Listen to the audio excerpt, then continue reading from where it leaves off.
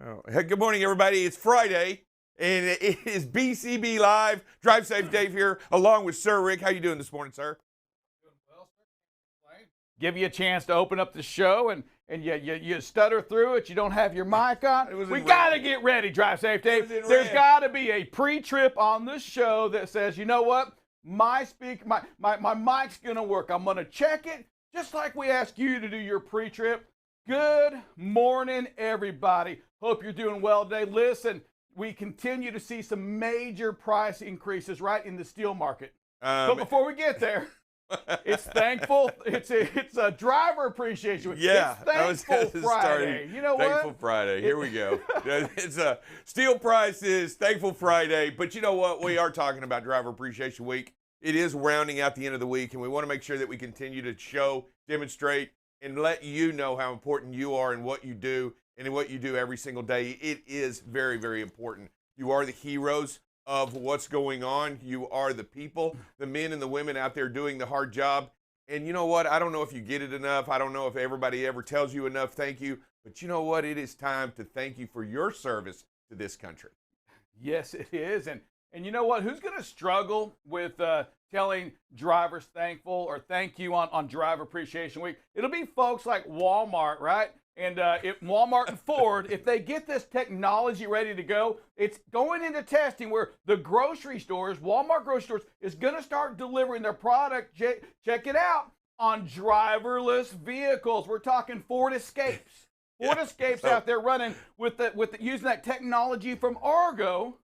Drive Safe Dave, in Miami, in Austin, in Washington, they're going to take these vehicles and they're going to do some test pilots where they're running from Walmart to your house, to avoid to say thank you. It's gonna be kind of hard to tip, you know, when the driverless car, but you know what? There got to be somebody home, right? You can't just, they can't just leave it on the front porch. That'll be the next big issue we have here in this country. It's like, my God, you know what? That comes here, delivers the groceries for me, but I got to go out in my car. I got to go out to their car and get it. Walmart, can't you do something different? Can't you just bring the grocery? Hey, how about this? How about you cook breakfast for me? That's right. Lunch for me, dinner for me. Do the list. Do it all. Just do the list. Wasn't there a cartoon movie out, something like that, where they just sat down and lived and got all fat, right? No. Here we are. Wait a minute, I think I'm living that movie now. Yeah. Hey, Thanksgiving. Let's stick to the grocery market. Thanksgiving. Grocery stores today are already struggling with how we're going to get the product in here. Listen, you know, right now they're still saying that there's a good chance that they get 40% of their product they order is what comes in. Before COVID, it was around 90%. Right. Okay? Less than half. Yeah, and they're already warning you. And again, hear me out. Start your Thanksgiving shopping right now. There's a good chance that your product, that turkey that you want, it may not be there, Drive Safe Dave. Or the candied yams. So let's look at it. It's not just turkeys. It's all the other items. It's every single item out there. But shopping early, I feel like it's a little too early to shop for Thanksgiving. Don't you think so? I mean, we hadn't even had Halloween's going up in the stores. I was walking through. If you want those yams, you know what? You may have to get them. You know, there's some certain fix and brands that just may not be available. Let's face this thing right here and plan on spending more. We'll hop into the steel pricing that kind of tags along with this subject. You hear it in everything today, how transportation costs and to make the raw materials are just driving all the prices straight up. Aluminum's up. Steel is up. It's up significantly. It's not even close, Drive Safe Dave. Listen to this. In September of this year, the price for steel, $1,940 a ton.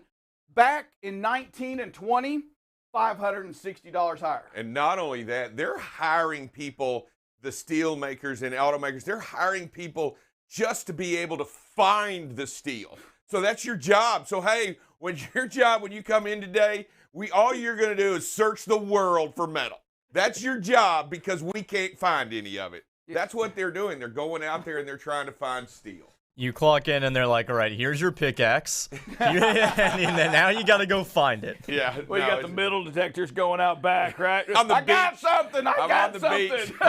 I'm on the beach with a metal detector. You know, it's getting to where they can't even locate the metal necessary to manufacture the goods and services. Well, let's think about steel and what it all goes into. Immediately we think about cars, right? And listen, at the end of the day, we already got chip problems on the cars. You know what? Steel can wait a minute. Don't build the cars just to sit them like we're seeing what's happening here. Soup cans. That's steel. Housing. Tin, yes. Yeah, no, they buy it. Well, they get it from steel. You realize that, right? Yeah. They don't go out there and buy tin. Okay. Tin is an element.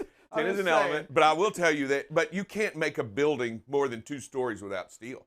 You can't construct anything. Our known industry, you can't build bridges without steel. You can't do rebar. What's rebar that goes into concrete that we do this infrastructure that we want to rebuild? That's steel that's going into the ground. I mean, you've got to realize that steel is that fundamental strength of just about every construction item out there in the world. You know what? If we didn't have steel, you know what else wouldn't be there? What would that be? Lionel Richie's hit song, Steel. I'm just saying, I still love you. Okay, that's not I'm the just right saying. steel, but I'm okay with it, you know. And it's just everything's maxed out. Everything's I think Japan and China, China, which pumps out most of the steel, they're maxed out. I mean, they're completely maxed out. And so again, here we go. Transportation costs going involved with pretty much everything right now. We see the increases. Drive safe, Dave. Listen to this. Let me see if I have it down here. But you have Maersk and Evergreen both raising their projections for profitability for I'm talking about for straight cash, homie. It's way up right now. It is no joke about it. They are, you know. That's a board meeting. Think about Maersk. If you remember, we reported this about a month ago when it came to the first quarter. First quarter, they were saying, you know what? We're going to make $13 billion this year. That's what we're calling for. And then it changed to the end of the second quarter. So you know what? We're going to have to raise it up. It's somewhere in that 18 to 19 billion. Just reported today, they're saying now 22 to 23 billion dollars. The biggest year. And they're saying while it's their biggest year right now, they're saying 2022 is going to be more. Wow. It's insane. Did you have some Maersk stocks? I mean, no, I did not. No, I did not. A little late to go get it now because the secret's out. Yeah, I just said I should have bought it then reported it. Yeah. Buy first. Buy first, and then come on to BCB Live and let everybody know what's going on. Don't let the secrets out. Let's keep them in the boardroom and then bring them to the table. Hey, listen. When it comes to BCB Live, we're all about safety. We're all about different ways to be safe, but when we talk about that, it's about protecting life. You know, what we want to do is protect life, and sometimes drive safe, Dave. That means we may have to do things a little bit different in the way we act in that truck. Absolutely. The way we act in our lives. Absolutely. I'm going to confess. I thought about this yesterday when I did it. Here we go. I'm going to confess. I don't text and drive. I just don't make a habit. Let me back that up. I don't make a habit of texting and driving. I did it yesterday. I freaking did it yesterday, and I don't do it. Just like, you know, we don't do all these things in trucking. You know, I'm not ever on my phone. I'm not watching a movie. Well, I don't text, but I did it yesterday. What was your And let me tell you, it was so unimportant. I was just texting somebody. I had to text real quick and drive safe, Dave. The freaking traffic stopped in front of me. My emergency, you know, my safety stuff stopped. But you didn't stop it. But I didn't stop it. It reacted first and just made me sit back and think, all right, Rick, you talk about this, right? I'm preaching the word. Don't use your phones. Don't get on that cell phone. And yet when you find yourself doing it, even if you don't, right? You have to get off and you have to set it down. And it was a reminder to me how important, you know, 100% of your time focused on the road is. Here I am in a car that can stop fast. That's the difference, Dave. Oh, yeah. And it doesn't make it any more right, but my car can stop a lot faster than you can. Drive safe, Dave. I don't know if I'm driving the big truck. I think I just rear end somebody.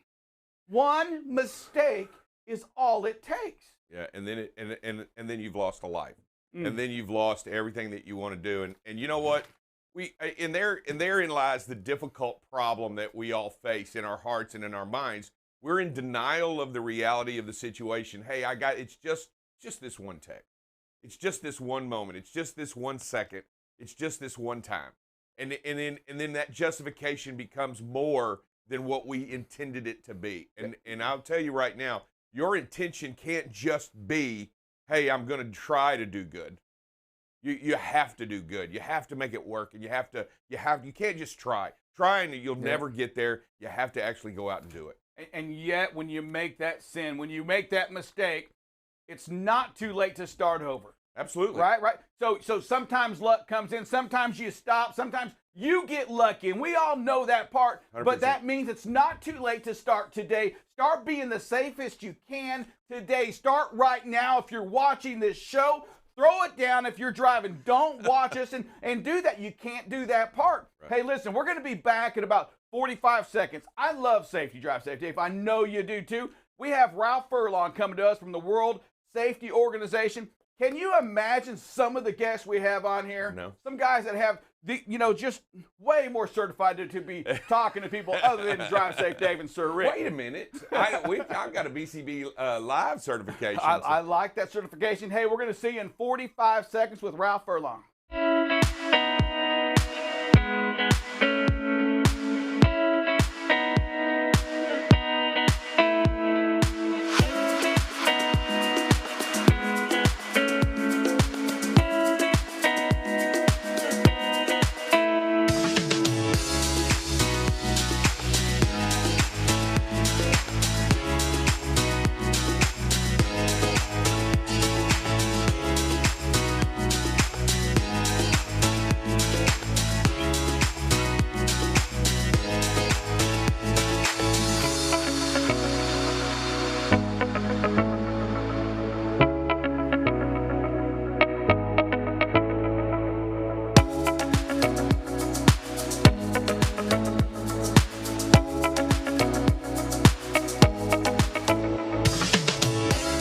Welcome back to BCB Live. We're the safest station in the nation. There's no doubt about it. But Drive Safe Dave, we can't be safe by just talking about it. It requires action, and it requires you to make this right here the safest station in the nation, baby. That's why we're here. That's what we're bringing it to you. And who do we have today to come here and show us not only what we do here, right, and what how important safety is, but in the world, right? In the world. World, yes. I mean, it's the coolest thing ever. We have Ralph Furlong with the world, not the Texas Safety Organization, not Mansfield Safety Organization, but the World Safety Organization. Ralph Furlong, how you doing, buddy?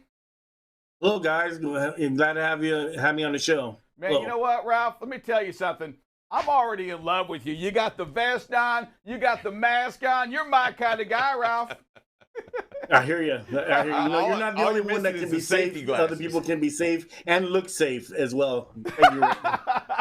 You know what? Yes. You're right. It takes more than just talking it to have this look. Drive Safe Dave, I think you have to be born into it. Not everyone can pull the look of Safety Man off. I don't know. I think everybody has the opportunity to. But you know what? Great look, good look. How are you doing this morning, and what you got going on today? I'm doing good, guys. I appreciate you guys having me on the show. And, you know, one of the things that you guys were talking about as far as, like Rick said, you know, being having his phone and texting, you know, a lot of the truck drivers, and I know that this is a fact and you guys know it, they have the images of their family. Sometimes they drive with a picture on the windshield, on the front of the windshield or above it of their families. Now, that in itself should tell you, hey, guess what? You know, if I'm going to grab the phone, instead of grabbing the phone to text, I'm going to look at my family and say, do I choose my family or do I choose a text? Which one is safe for me to do? So, you know, those things are very, very important as far as for family goes, to make sure that you don't do the wrong decisions to start texting and driving.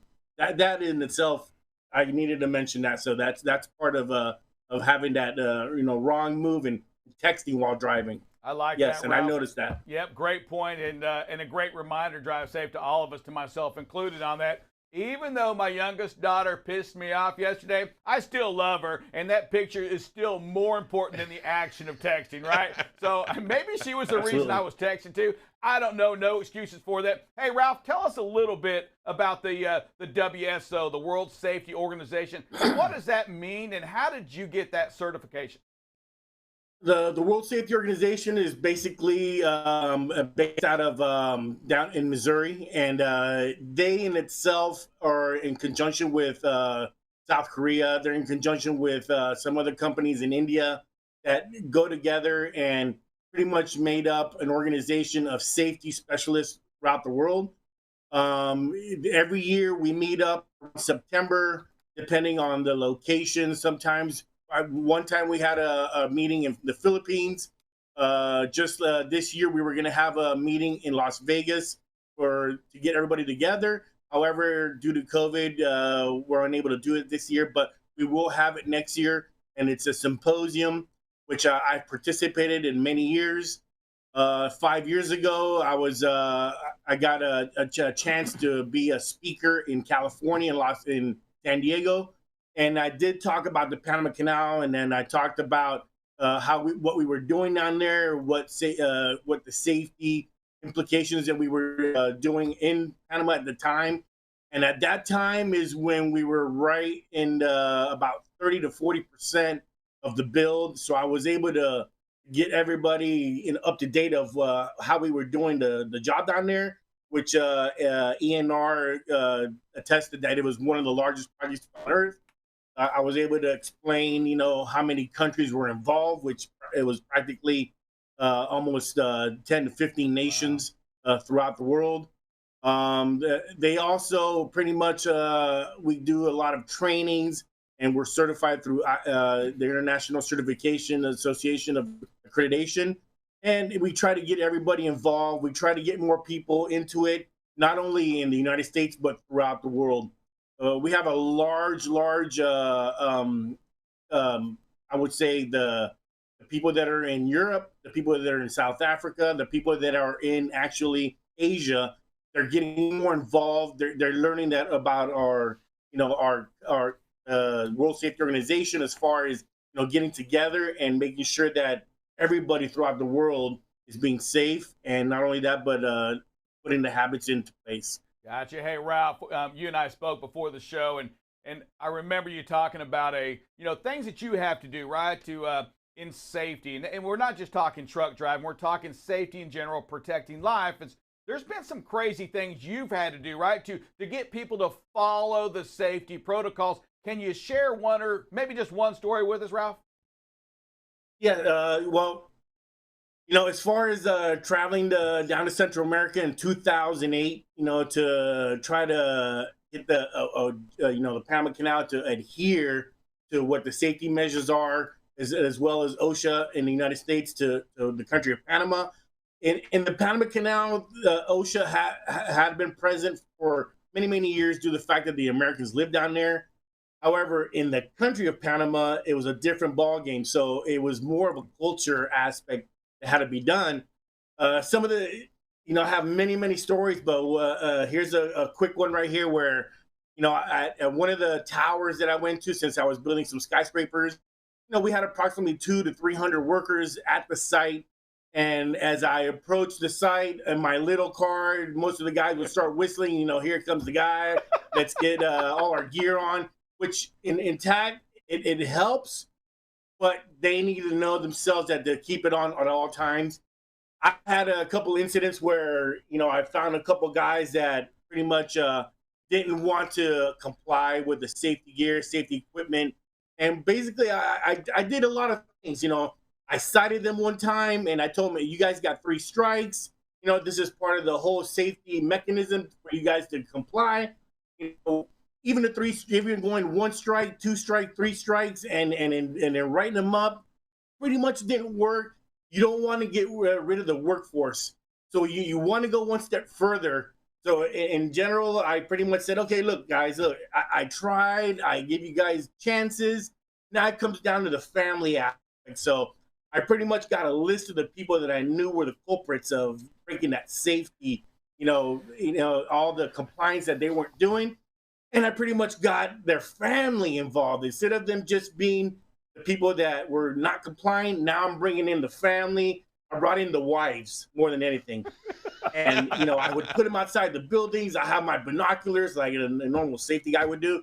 And I'd say, okay, here we are. We're looking at the building. I give the binoculars to some of the wives. And I say, hey, look up in the building. What do you see? See that? Is that your husband up there? Yeah. What do you see? He doesn't have his hard hat, or he doesn't have his goggles on.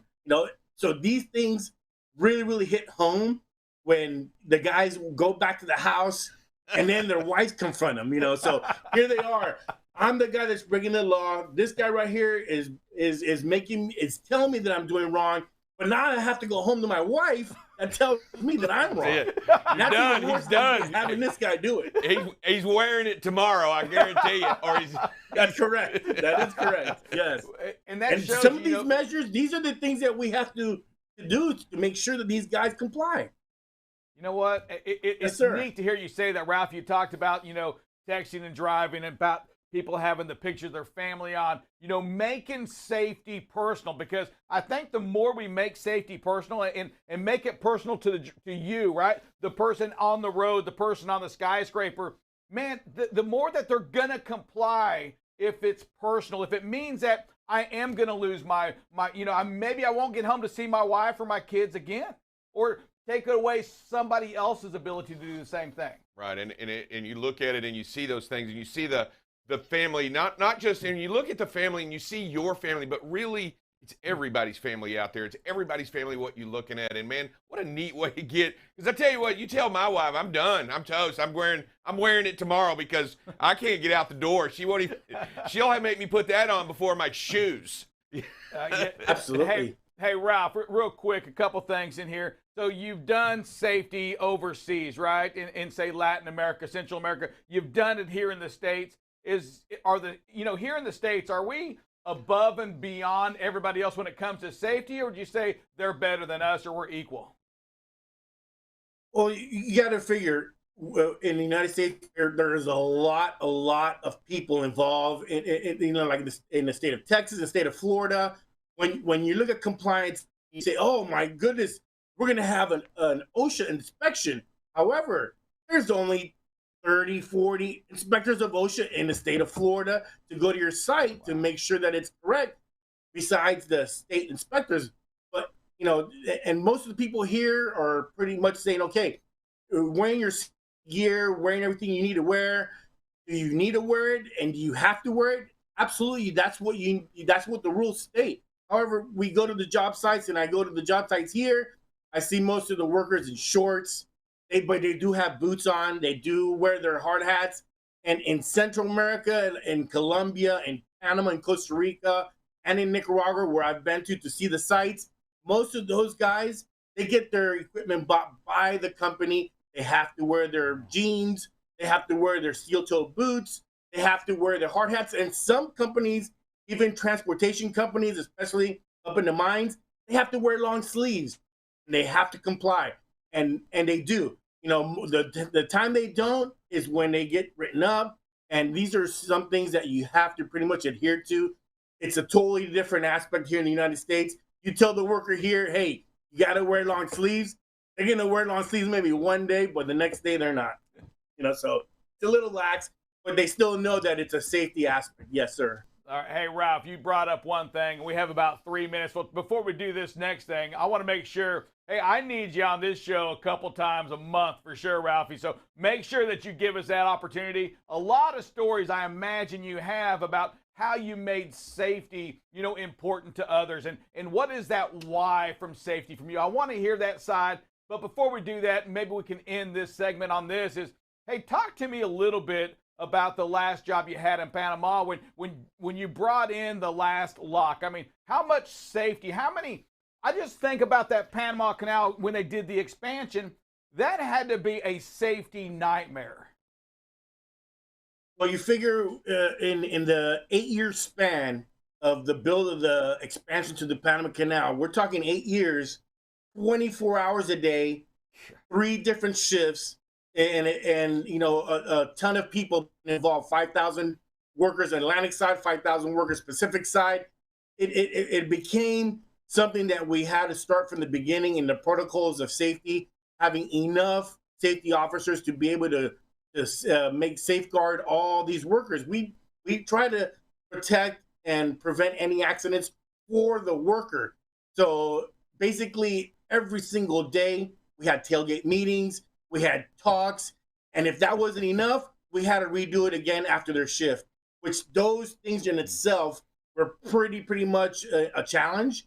We also had, each one of them, when they came and wrote their contract, they knew that it was a possibility that they could be, some sort of accidents that can involve their life, which meant that they had to be safe and adhere to every single protocol that we had involved with them as far as the build. It was a challenge, not only for the people that were working there with the language, but we had all these countries coming in. We had different language barriers that we had to try to cross. And it was a challenge in itself massively throughout all these people that were involved. However, we anticipated throughout the whole build, we're probably going to reach maybe 15 to 20 to 25 fatalities. Yeah. In actuality, throughout the whole build in the 8 years, we only reached 5. 5 was too many. 5 shouldn't have happened. However, we definitely, broke that number that we thought we would achieve, but we were way below of what actually happened. Wow. Yep. Wow. That's just. It speaks to the possibilities of enforcing safety and making safety primary, and that's, you look at it and you say, well, we lost 5, but I say, man, how many did you truly save by having all those tailgate safety meetings, having all of those protocols in place? Fantastic way to do the business. Fantastic way to get in there and do it early and make it a big primary part of the build. Yeah, and for some of you that are watching this show, when we're talking to Ralph about it, and he brings up tailgate meetings. Hey, listen, we're not talking tailgating, right? We're not drinking beer, eating chips, doing barbecue and all that. We're talking safety, the most important thing we have to do, in everything we do. Hey, Ralph, I wanted you to do me a favor. We're gonna sign off. We're gonna keep you though, on this segment. I like this subject right here, doing things different on safety side. Hey, Ralph, can you sign us off to the next commercial break with BCB, the safest station in the nation? BCB is the safest station in the nation, and I watch it every day. All right. Thank you, Ralph.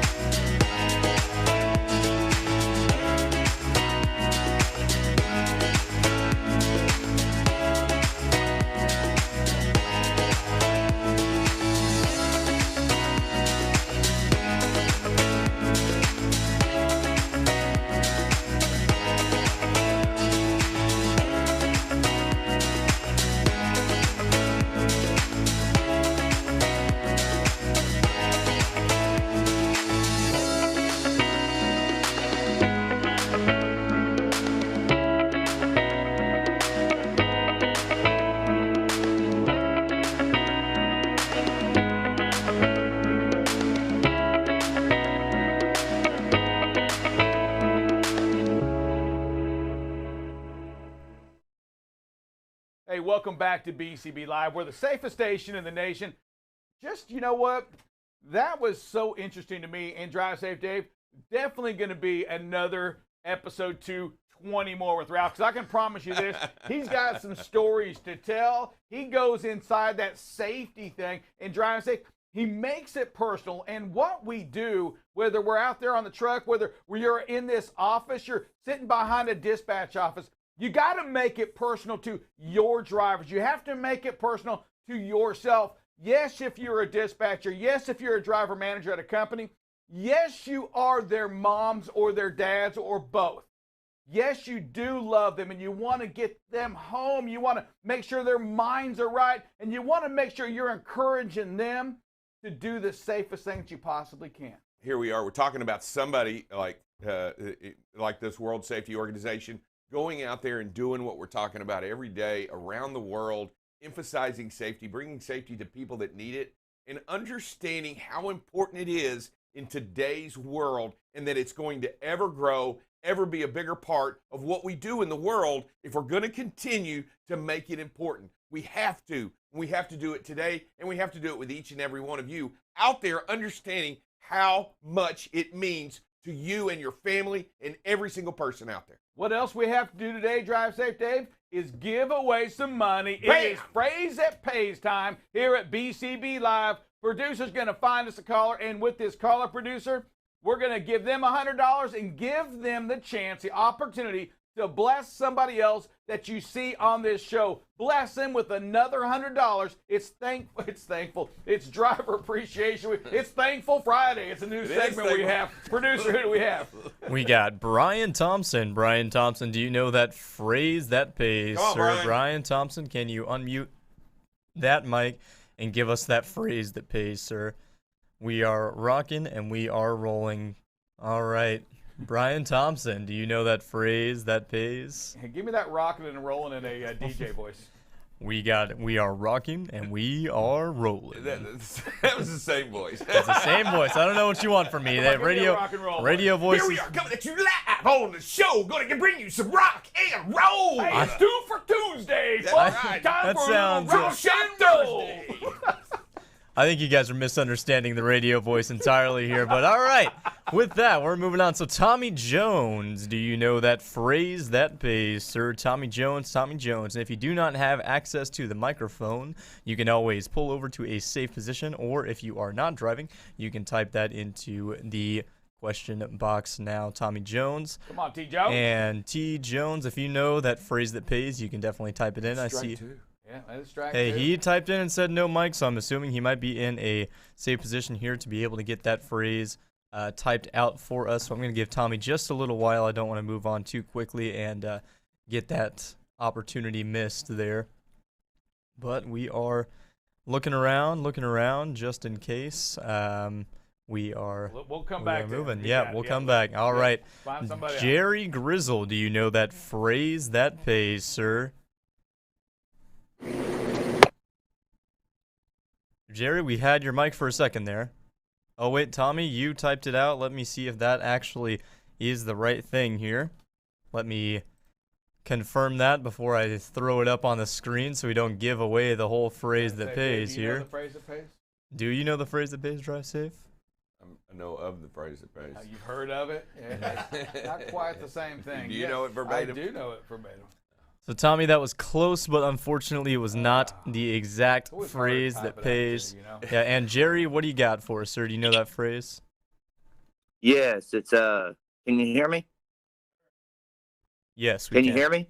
Yes, sir. We hear you. All right, make sure to arrive alive. Don't use technology while you drive. There you go. That sounds like a winner chicken dinner. $100 to you. And is there somebody on this show, another driver you would love to bless with another 100? Yeah, I'd like to bless Larry Graham. There you go. Awesome, man. Awesome. Let me tell y'all something. It's been a blessing to hear this week, on All Driver week. Appreciation Week. How many of y'all took the time to also pay forward to Larry? Awesome, man. We love that stuff. Larry Graham, hey, listen, you're in our prayers all the time. Drive safe, Dave. It's, we didn't get the chance to ask, so can you tell us what that phrase that pays means?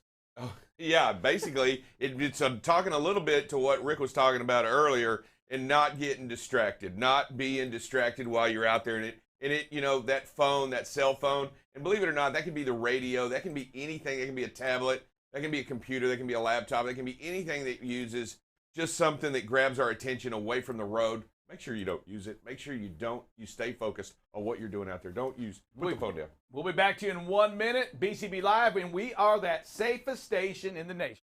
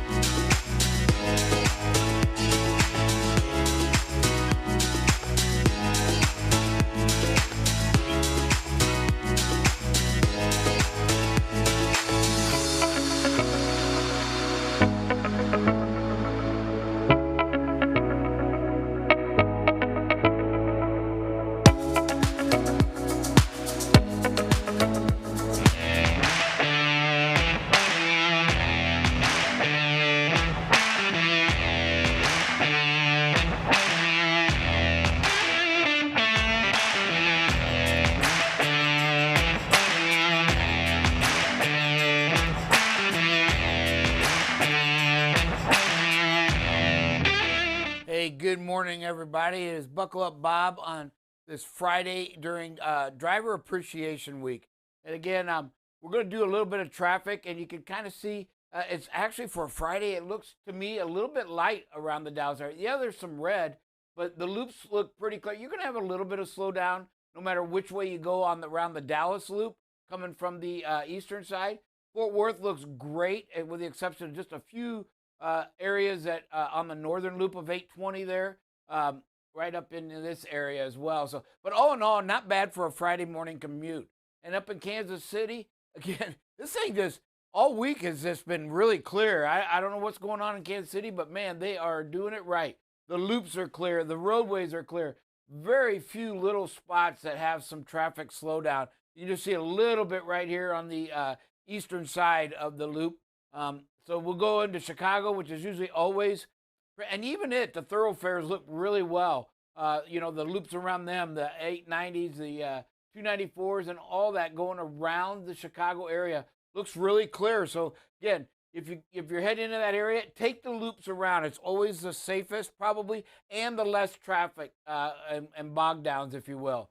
Philadelphia, again, looks really well. 295 coming through there, 276 loop around there, the Turnpike loop.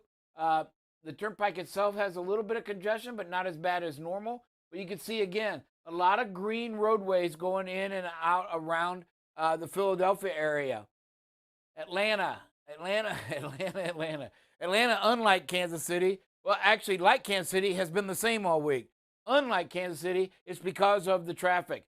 You can see, again, the best way to go, if you got any option at all, is to go south around the loop, on the loop around Atlanta. Again, reminder, cannot go through the loop into downtown Atlanta. It is a Georgia state law unless you're delivering inside this loop. Otherwise, you must take it around the city of Atlanta. But it looks really clear on the southern portion of that loop as well. Nashville. Hey, Nashville looks really good as well.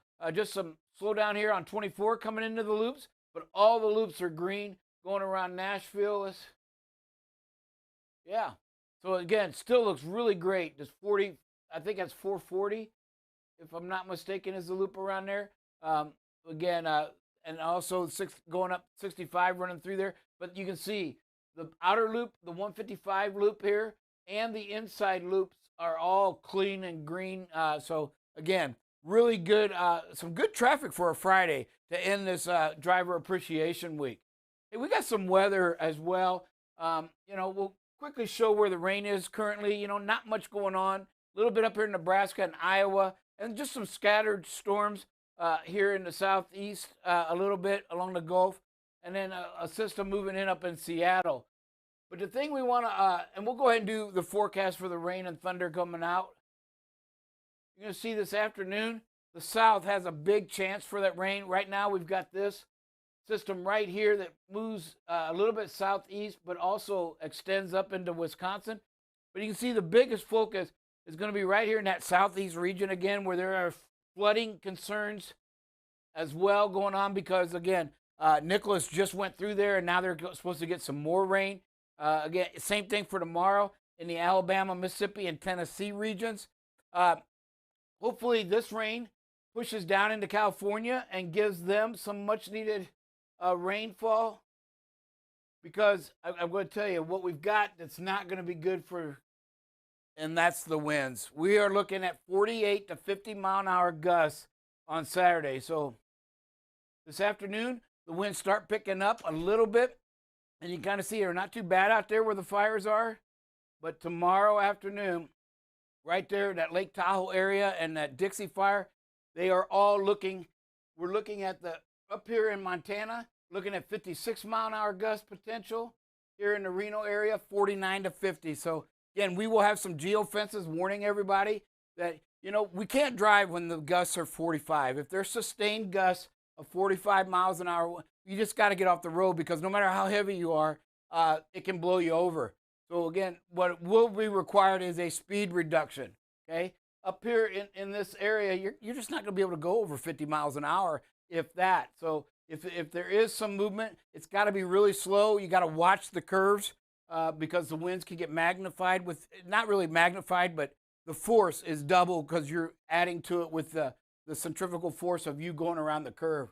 So again, what we got to worry about this weekend is some major, major wind. We've been dodging this bullet for several weeks now, but we have a lot of wind out here in the northwest that's picking up. It's getting that time of year. Hey, we'll take a quick break and be right back with some safety.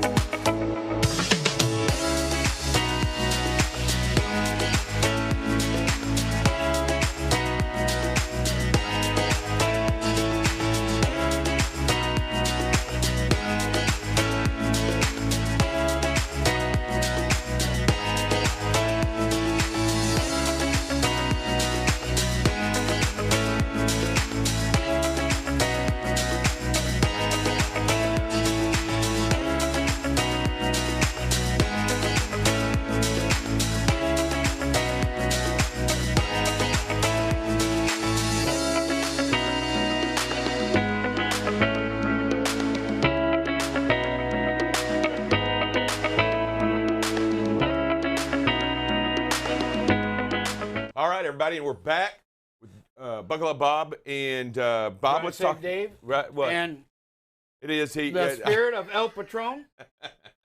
But that's okay. Let's talk a little bit about safety and what we got going on, Bob, this Yes, week. sir. Well, first, It's the last day of the week, so we're going to round it up with a big bang this today, right? We got a big bang. What do you well, got? No, we don't want no big bang. No, big bang. No, but, no you know, big big bangs. symbol. All right, what do we got? Hey, we are at 122 days, everybody. Great job. Again, keeping these streaks going. Remember, the streaks are the result of what you do each and every day out there. So, again, we've been talking this week about, the infrastructures. And we kind of alluded to that this isn't going to be a quick fix because, again, the highway systems were ignored by many states, as you can see in the numbers. And so now they're starting to maybe address some of those concerns, but now there's also more roadways built, which compounds the problem because now you're going to have to maintain them. This is just not going to go away. So you're going to have to, probably endure this probably the rest of. I don't ever see it going away because, again, we put more motorists, means more maintenance need done, and then they're going to be building more structures as well to have to be maintained. But just some side notes that, the statistics show that for every $1 billion these states spend, it creates 13,000 jobs. So again, this is probably going to be an industry where maybe it can put a lot of Americans back to work as they spend this kind of money. But we'll see how that goes. But I don't know if you've been listening to the show or not, but there's plenty of jobs out there right now. We got plenty of places. If you're looking for a job, hey, email us at bcblive@bcblive.com. We'll find you a job, I promise you. Absolutely. Hey, Buckle Up Bob, did you listen to some of the interview with Ralph Furlong? Yes, I today? did. And you heard, and I loved how he made safety personal, right? yes. That's just neat when we take safety and we make it, where it reaches down to the heart. It tugs at your heart when you're thinking about texting. You see your family up on your dash, and when you have your spouse. Can you imagine doing something unsafe and you go there and here comes Mama just looking at you, right? You're gonna fix it. You're gonna put that seatbelt on. You're gonna quit you're not gonna tailgate anymore if Mama's watching you do that. Well, I think it's almost started with, hey, so what'd you do at work today? And then with, so did you wear your safety hat and your safety vest today at work? Oh, yeah, I did. I do it every day. Do you? Do you? Because guess what? I was there today, and you weren't wearing it today. You know what else was funny, too? Was like the little, the safety guys coming. Get your hats on. Ding, ding, ding, ding, ding, ding, ding, ding. But it is a great point, making it personal. We used to get all kinds of feedback when we would send safety letters, and then the moms or the wives would get them safety letters. What did you do to warrant this letter? It was amazing how many drivers would respond to that. But some of my best calls and conversations with drivers is when it does get down to that personal level. sir. It really does make it a difference because at the end of the day, we're all trying to do a job, and we've got to do it the safest way we can and protect life. And I'd say 99.9% drivers all get that. So you were talking a minute ago, and I was really interested in what you were hearing, where you were saying, well, we've got all this infrastructure that we need to fix, and it's going to be an ongoing job, and you don't know when it'll end. I'm here to tell you that anytime you do preventive maintenance on whether it be your vehicle, whether it be the truck, or whether it be the roads, It has to be an ongoing job. That's right. It has to be, these things have to be taken care of. And as we talk about them and we look at, and this is what's transpired here, it's been neglected. We haven't been good stewards of the road. We haven't been good stewards of the bridges and the infrastructure. We haven't done a good job. And therefore now it is left up to us to go back and not only fix it, but we have to learn from the lesson and be good stewards going forward. Yeah, and that's true in just about everything. You know, I can apply that to, like, when I don't look at a report for 2 days, you know, because some other fire maybe happens. It's harder to get back and catch up. Sir. I mean, you've got to stay on it daily. You can't ignore anything in this industry or it will overrun you in a heartbeat. We got any videos? We got lots of videos. All right, love lots videos. of videos. Hey, this first one, you know, great job starts out. Again, don't know, got to get with the driver, but things start checking. Believe it or not, right now that this driver's on the brakes, but still wasn't able to stop and had to get to the side of the road. You know, just a reminder, folks, this driver is about 150 feet behind, traveling at 100 feet per second. That's too close. I know it seems like there's plenty of space, but as you can see here, you know, if you're a second or even 2 seconds late on the trigger, the potential accident happens. Yeah, so when you look at this, I'm going to go with what you're saying on this, is that from the beginning of it, you're looking at it, and if you're driving that thing, you may be saying, I've got plenty of room. Mm-hmm. I've got plenty of room. Look at how many white lines are between me and the driver ahead of me, but drive safe and buckle up, Bob. What you still can't see is what's in front of the truck, the vehicle in front of you, and as light as those lights are. Here we are. Let me just show you. Watch the shadow of the bridge. Ready? 1001, you're way too close.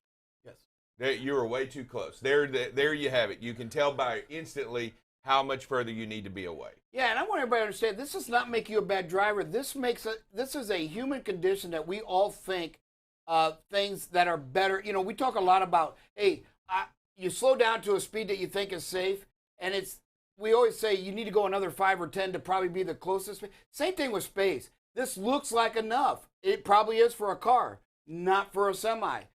You know, again, you got to realize you're traveling 100 feet per second in that truck, and there's no way to stop. It takes, on average, studies have shown in simulators, a little over 2 seconds before you even start to slow down. So when you're that, as Dave was counting out, when you're under 2 seconds, you have absolutely zero chance unless you're just lucky. And we never want to drive by luck. You got to use the knowledge that you have and the wisdom. And hey, it's just got to slow down, right? You got to back off. You know, 66 miles an hour here. You know, 60 miles probably doesn't even have this close call. So it's that simple of just a few extra miles per hour and being that alert. And like you said, you can't see what's going on. All right, next video. Hey, look at this Walmart driver. This is unbelievable. Tailgating, flashing his lights. You can see him going up and down, I'm assuming, unless that's the sun on the bouncing, but it stops. So, but you can kind of see like they were flashing the lights. Then they get on, they continue just to tailgate this. And this driver does a great job at staying in the right lane and then backing off.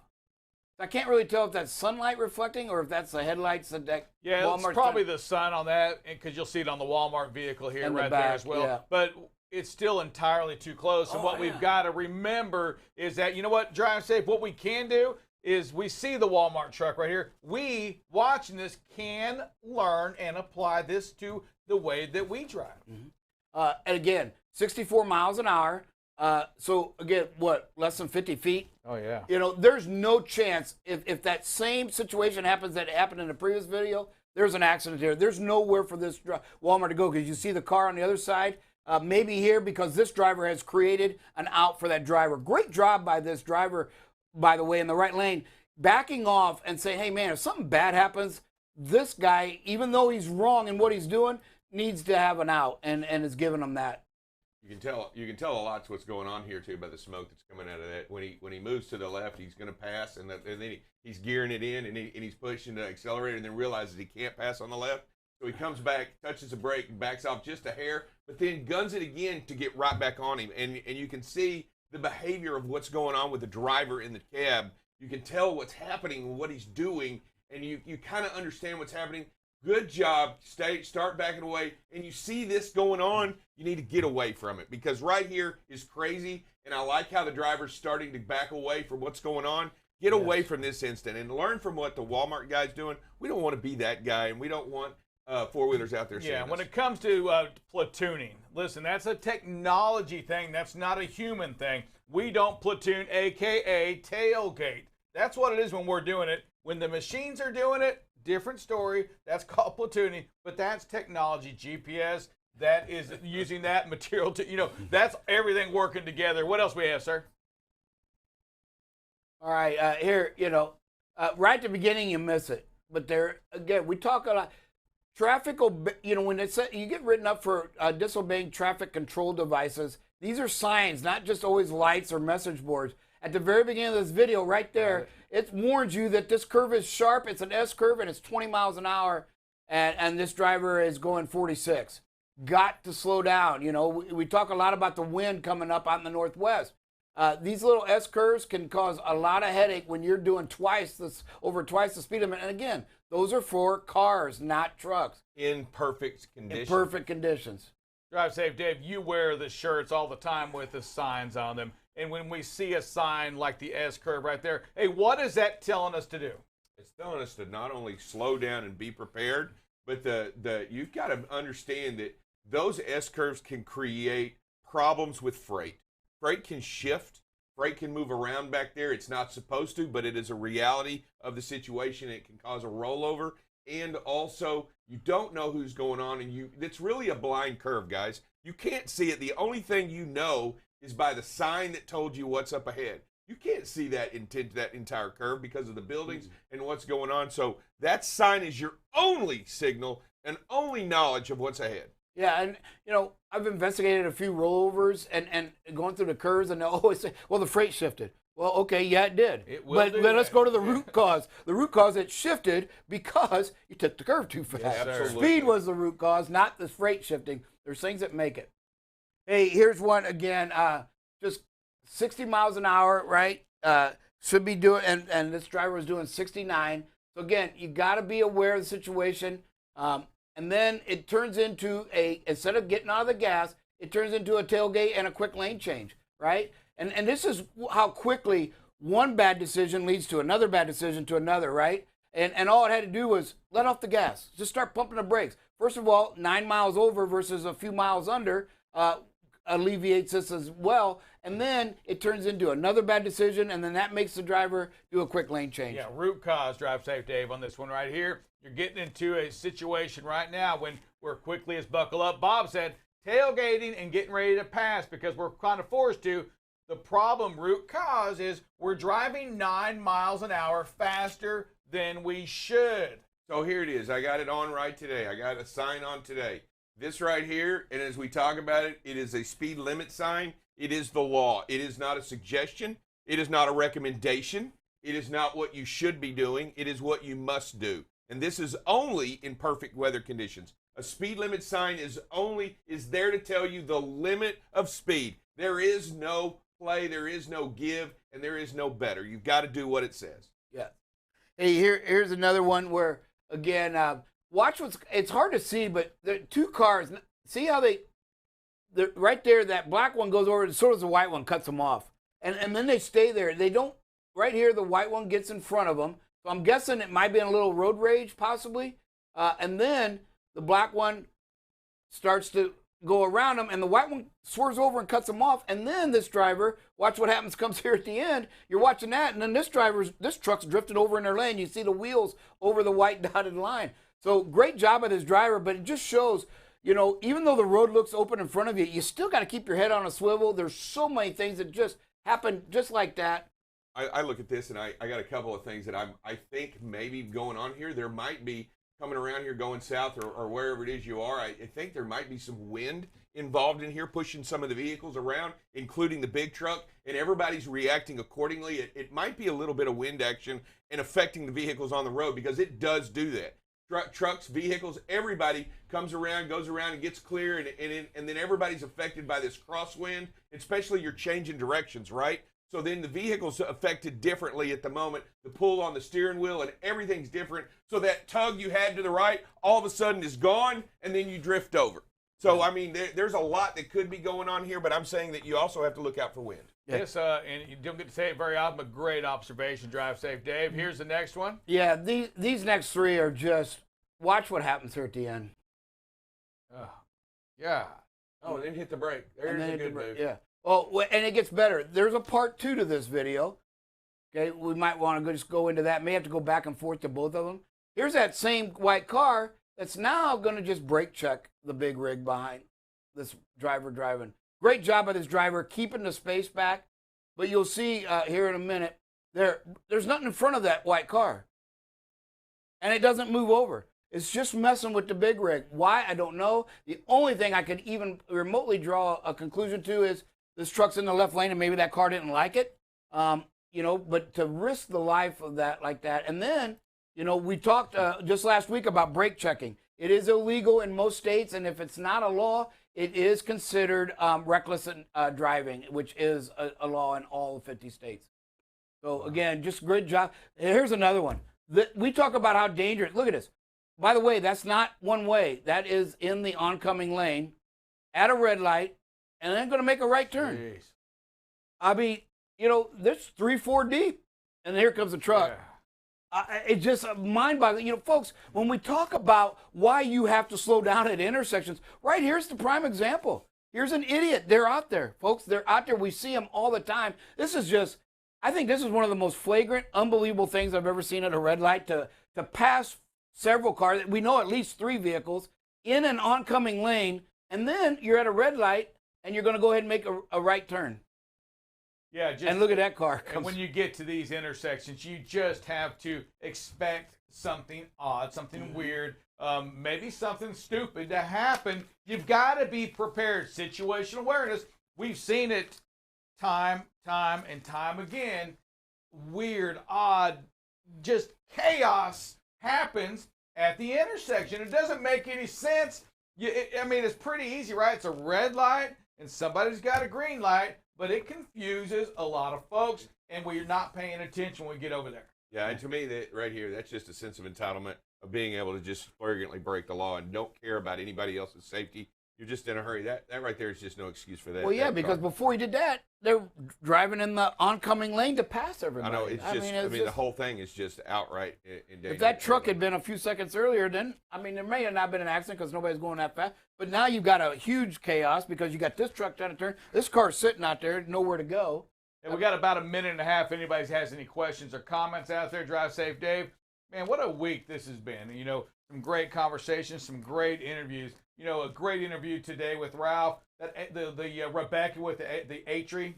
Yeah, I'll quit calling it ATRI. Yeah, and remember, and let's once again just reiterate that if you want to have your voice heard, just jump on that ATRI.org and get out there and listen and make your voice heard. Yes, sir. To some of the problems that out there that can change. It's your industry. Have your voice. It is your industry. Hey, producer, who do we have? We got Lonnie Payne on the line. Sir, what do you got for us?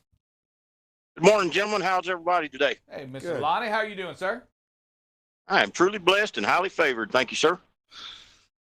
I just had a couple of things. First, on the Mr. Ralph conversation, I really enjoyed that. And what stuck in my mind about that, Rick, was when he was outlining at the end there, the working 8 years, 24/7, around the clock, and having the intentionality and all of the safety meetings, the tailgates, doing all the stuff that they did, they still lost 5 lives. And in our industry, what I think about is even with our show, our videos, our learning from each other, everything that we do on a daily basis, we still have that potential out there, just like they did on that job site. If even when we're doing everything right, bad stuff can still happen if we let our guard down for a fraction of a second. And I just wanted to throw that in there. And then on that first video where, our driver looked like he had good space, then had to ditch out, I just want to throw this in. What if the guy in front of him also had to make that same maneuver? Yeah. Well, you got a really bad situation there. Yes, sir. That's all I had. Y'all have a blessed day. # family. All right. Thank Great you, point. Lonnie. And both of those great, great points. And I'll tell you, so when Ralph talked about that from the, from the WSO, when we talked about the 5 deaths, it still, Drive Safe Dave, it hit you, boy, fatalities just hurt. And even when you're doing better than you should, right? Even on our highway system today, when we have less accidents, and which less accidents means there's a better chance we'll have less fatalities. Even when it's one, boy, it just hurts your heart. Too many.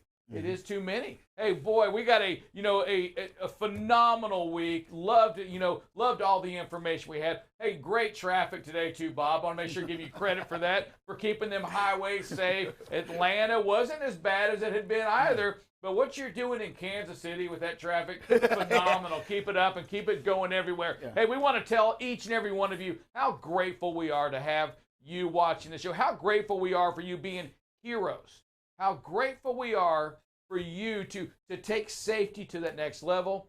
Until we see you again, we'll be on the show tomorrow. Be there or be square at 7:30 in the morning. I am Sir Rick, Drive Safe Dave, Buckle Up Bob. We're the BCB Live, and we are the safest station in the nation.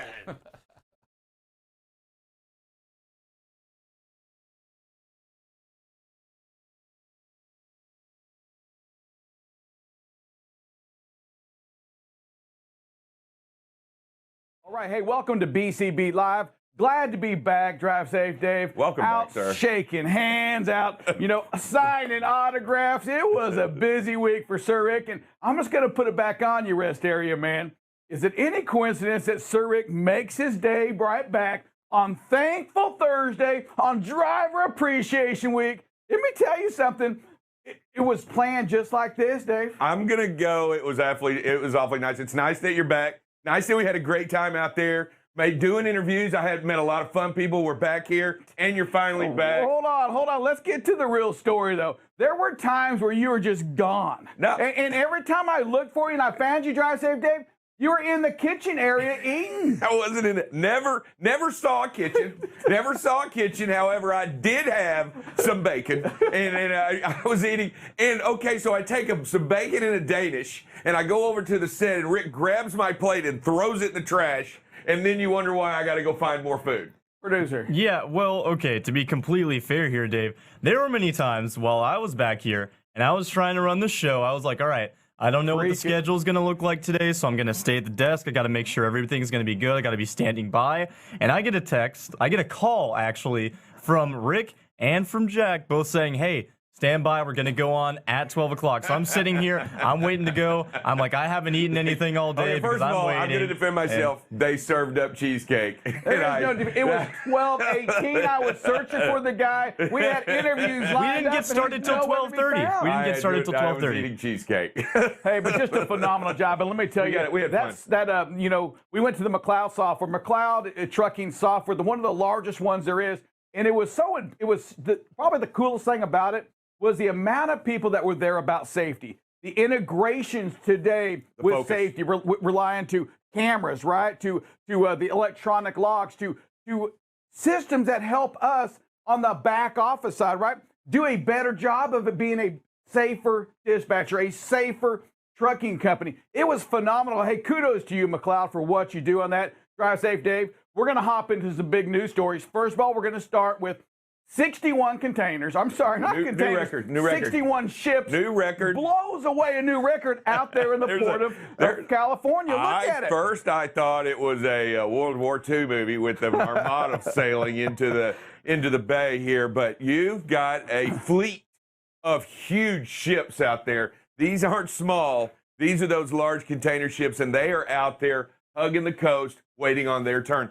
Who has a fast pass at this moment? This is when you need that fast pass to get past that line at Six Flags. The port of LA, right? Los Angeles. It looks a lot like the Amazon warehouses, the distribution centers we see. Just trucks lined up, and here it is, trying to get unloaded here. Yeah. Everywhere. 21 ships, Drive Safe Dave, out floating because there's 61. no room to 21 floating out in the ocean because there's no room in the bay for them to anchor in. Oh. So you have 21 ships that can't even fit into the bay because there's no anchor spaces. So they're floating out in the ocean waiting their turn to come in. So if you don't have anchor space and you're floating, then you've got to use fuel to maintain stability. So it becomes a whole different ball game. You got to burn and use a lot more fuel. It becomes a different and a logistical nightmare because you can't just throw anchor and then just sit and park. It's like idling, right? And you're slowly moving up in line. And not to mention, it's an unsafe maneuver out there in the ocean when you're having to float. Just in time, okay? 61 ships out there floating right now, just in time as DOT puts out a big probe into the container shortage and the chassis shortage. All right, come on now. This probe shouldn't take too long. All right? They're looking for bottlenecks. They're looking for areas like that. Is there a problem? That was one of the questions. Is there a problem? Well, here's you go. The first thing is if you think about just container shortages, right? Well, look out in the ocean. There's 61 ships that probably carry 20,000 containers sitting out there. Yeah, all right, but seriously, they're looking for bottlenecks, and when we think about bottlenecks, we think about that ocean. We got to find a way to. First of all, how are you going to unload those ships today? Where are they going to go? And the bottlenecks are huge, Dave, because there aren't warehouses out there for them to mysteriously put them in. The trains are full right now. Hey, let's take a look at this right now. We look at the outbound tender volume. That's the freight moving out across the United States today. We're at 16,343 loads a day. And I want you to just think about this. If we go back to every other year, non-COVID year, we're still at that 10,000 a day. Where are the trucks going to come to pick this freight up right here? How are they going to get those containers unloaded, move it across? Right? I mean, it is a true bottleneck that I don't know what that answer is. I mean, we can do all of these probes, but at the end of the day, trucking's at an all-time high. Today, we look at the full year. We're going to kind of follow along what we did last year, right? We're going to be way up here as opposed to every other year. The spikes during Christmas, look where they at compared to where we are today. There's so much stinking freight. It's a new market. It's a new way. It's a new way, and I don't believe it's going away anytime soon. It's something that we have to face going forward. But I'll tell you, you look at it and you try to figure out if you got bottlenecks with trains, they got to put it on the road. Mm-hmm. And if you got to put it on the road, where are they going to get the truck? Because those, I mean, they're already out there moving freight. You can't. Where's the probe at into the truck shortage, into the trailer shortage? You can't get trucks. We need chips. Yeah. I mean, how much stuff is waiting on a stinking chip? People can't get to work, drive safe, Dave, because the trucks are sitting over there parked, or their vehicles are parked in Midlothian, Texas. We saw that last week. Yeah, there's so many shortages going on, and the prices are ever going up because demand has increased. Supply has basically either stayed the same or minimized greatly. But I'm telling you, prices are creeping up on everything. I mean, just across the board, it's inflation. I mean, it's coming. Whoa. Easy on that word, sir. Listen, as you say things, this world reacts. I want you to be careful like that. I know. I'm waiting for the Fed to react accordingly and do something, but I truly believe it's coming. The Fed's going to have to react. And let's talk real quick. We talk about bottlenecks in traffic, bottlenecks in the ocean. Let's talk about the I-95. Is that right? Oh, yeah, I-95. There is going to be a closure on the I-95 corridor right there in Wilmington. They are going to ban commercial traffic on the I-95 corridor in right here on the I-95 corridor right here in just north of Wilmington. This is going to be banned to commercial traffic. They are going to allow you to move around on the 495 bypass out of Wilmington. But I'll tell you, personally, why even mess with this I-95? Jump out on the 295, slide all the way up to the 95, stay away from Philly, run that lane. Don't mess with that I-95 corridor, especially this mess that's going to occur, because every truck is going to have to move around that bypass. Yeah, so to be clear, it is the northbound traffic. It is the northbound. Still allowed to travel through that area. The Secretary of Transportation was it Delaware, right? Yeah, absolutely. They say that, hey, here's the deal. We've had nearly 24 tractor trailer crashes, and while we know it's not all their fault, the delays that are happening are immense. I mean, there are crazy delays going on out there. And then she goes on to mention, I like this part too, Nicole goes in and says, hey, you know what else? We've got to make this place safer for our construction workers. Right. Absolutely. So what do? You take that northbound out. It's going to create more delays. If you're traveling in that area, be aware of that right now. Find a different route, right? Drive safe. Absolutely. And I'm just going to suggest go ahead and jump out on the 295 and slide all the way to south. If you're going on 95 north, stay away from that area. It's going to be crazy. And if you have to go out on the 495, I'm going to tell you it's going to be a little bit crowded. Everybody, it's slow eh? Friday. Down. Hey, if you're headed BCB southbound, Live, Drive if you're Safe running Dave here, southbound, along with Sir do Rick. yourself a favor.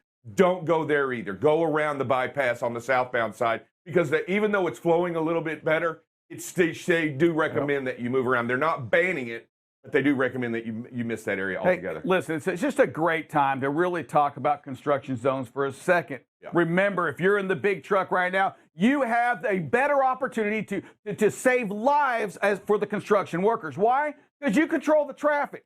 If you're going slow, hey, guess what? Everybody behind you is also going slow. It is so thinking critical that we respect these construction zones, that we slow down in them because lives do matter. Drive safe, Dave. Lives matter for them because those workers are out there, and it's so tight. And it just brings into also consideration is when we have accidents on the highway. When we have to move, there's a disabled vehicle parked on the right-hand side, we have to move over as well. It's what we do. We've got to continue to be the best stewards of this highway, right? The best stewards of our industry because we want to change what other folks, the four-wheelers, what this public sees in us. We got to do our part to make sure we're putting out a, Drive Safe Dave, an image that changes this industry from what it's known as. I tell you what, if you want everybody to be safe and you want it to get better, you want it to get better for all, and you want to be and you are the kings and queens of the road, you have to lead by example. You do. And in order to lead by example, you got to stand out there and you got to do the right thing each and every time because you know what? You may drive 99% of the time like you're supposed to or even better than that. That 1% they see, that 1% they'll talk about, it's that 1% they'll get on YouTube. It's that 1%.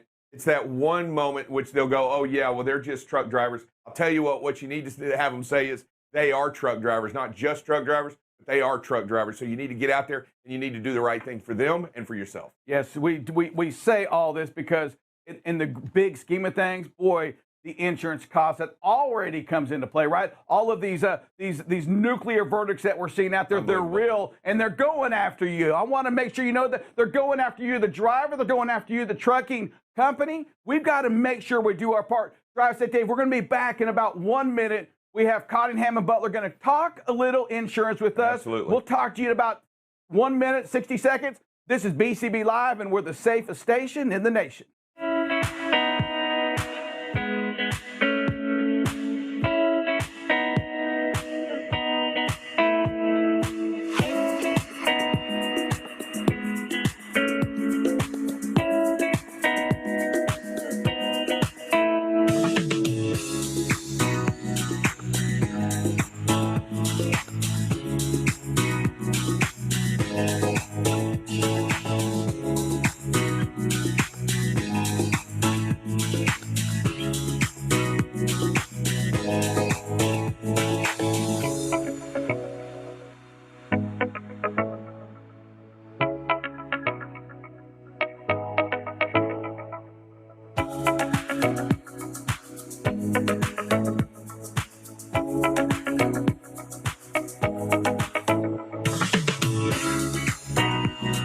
Doing this morning, sir?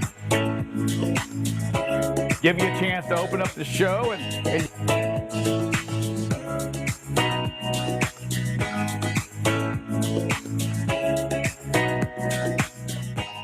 hey, welcome back to BCB Live. We're the safest station in the nation. Hey, Drive Safe Dave, we are lucky today to be joined with another industry expert, right? Expert. Yeah, we've got guests coming on, making it true statement, and you don't have to fact check me because here it is. We actually have somebody that knows what they're talking about, legitimately knows what they're talking about. Hey, Chris, welcome to the show. Thank you. Honored to be here. Everybody's favorite topic, insurance and trucking, right. of course. Yeah, everybody's like, all right, hold on a second, honey. Let me call you back. We're talking insurance right now. Let me pull over. Try not to stop for a minute. I've got to listen to what's going on. Fun times, but really, it's part of the business. It's an actual very fundamental part of the business has to be done. Why don't don't you lead us into what you got going on here? Yeah, first of all, I just want to say I'm honored to be on the show. I mean, honestly, this is the safest station in the nation. I like it. We work with over 3,000 trucking companies today across the nation of all different shapes and sizes. And what you guys are doing here is extremely special. And I want to give you guys a shout out for all the work that you're putting in on this, because I honestly haven't seen it to this level of what you guys are doing. So hats off. Secondly, I wanted to tell you, it's National Driver Appreciation Week. Want to give a shout out to everybody, all the drivers out there. What you guys are doing, that's unbelievable. A lot of what you guys do is unseen and underappreciated, unnoticed. But you guys are keeping America moving, especially during these hard times and in good times, right? Yep. So what you guys are doing is absolutely awesome. So we're going to talk about some insurance today, and I really want to get across what you guys are doing is so critical and important, not only to just saving lives, which is number one, but from an insurance standpoint, this is huge, because insurance for every trucking company is one of the most expensive line items that you guys have to deal with. So Amen. You're right. 100%. yeah, and right now, what we've been in the last couple of years is a hard market, right? Rates are going up because of what you said earlier, the nuclear verdicts. There's a bunch of different. So real quick here. Hey, so you say hard market too. Yep. To our listeners out there, what does that mean? Hard market, soft market, and what drives those things? Yep, I actually got some slides you can see out here on the screen, just the headlines that we've been seeing the last year or two. Insurance rates are going up, right? And we've got some more slides coming up here to talk about exactly why that's happening. But these are the results, meaning that rates have been being pushed up and up and up for auto liability. So what you see on here, auto liability, that's where if you guys hit somebody else, a third party, you damage their property, they have bodily injury, that's what trucking companies buy auto liability for. They have to buy it. They're mandated to buy that coverage. So there's been 39 consecutive quarters of rate increases on auto liability. 39 consecutive.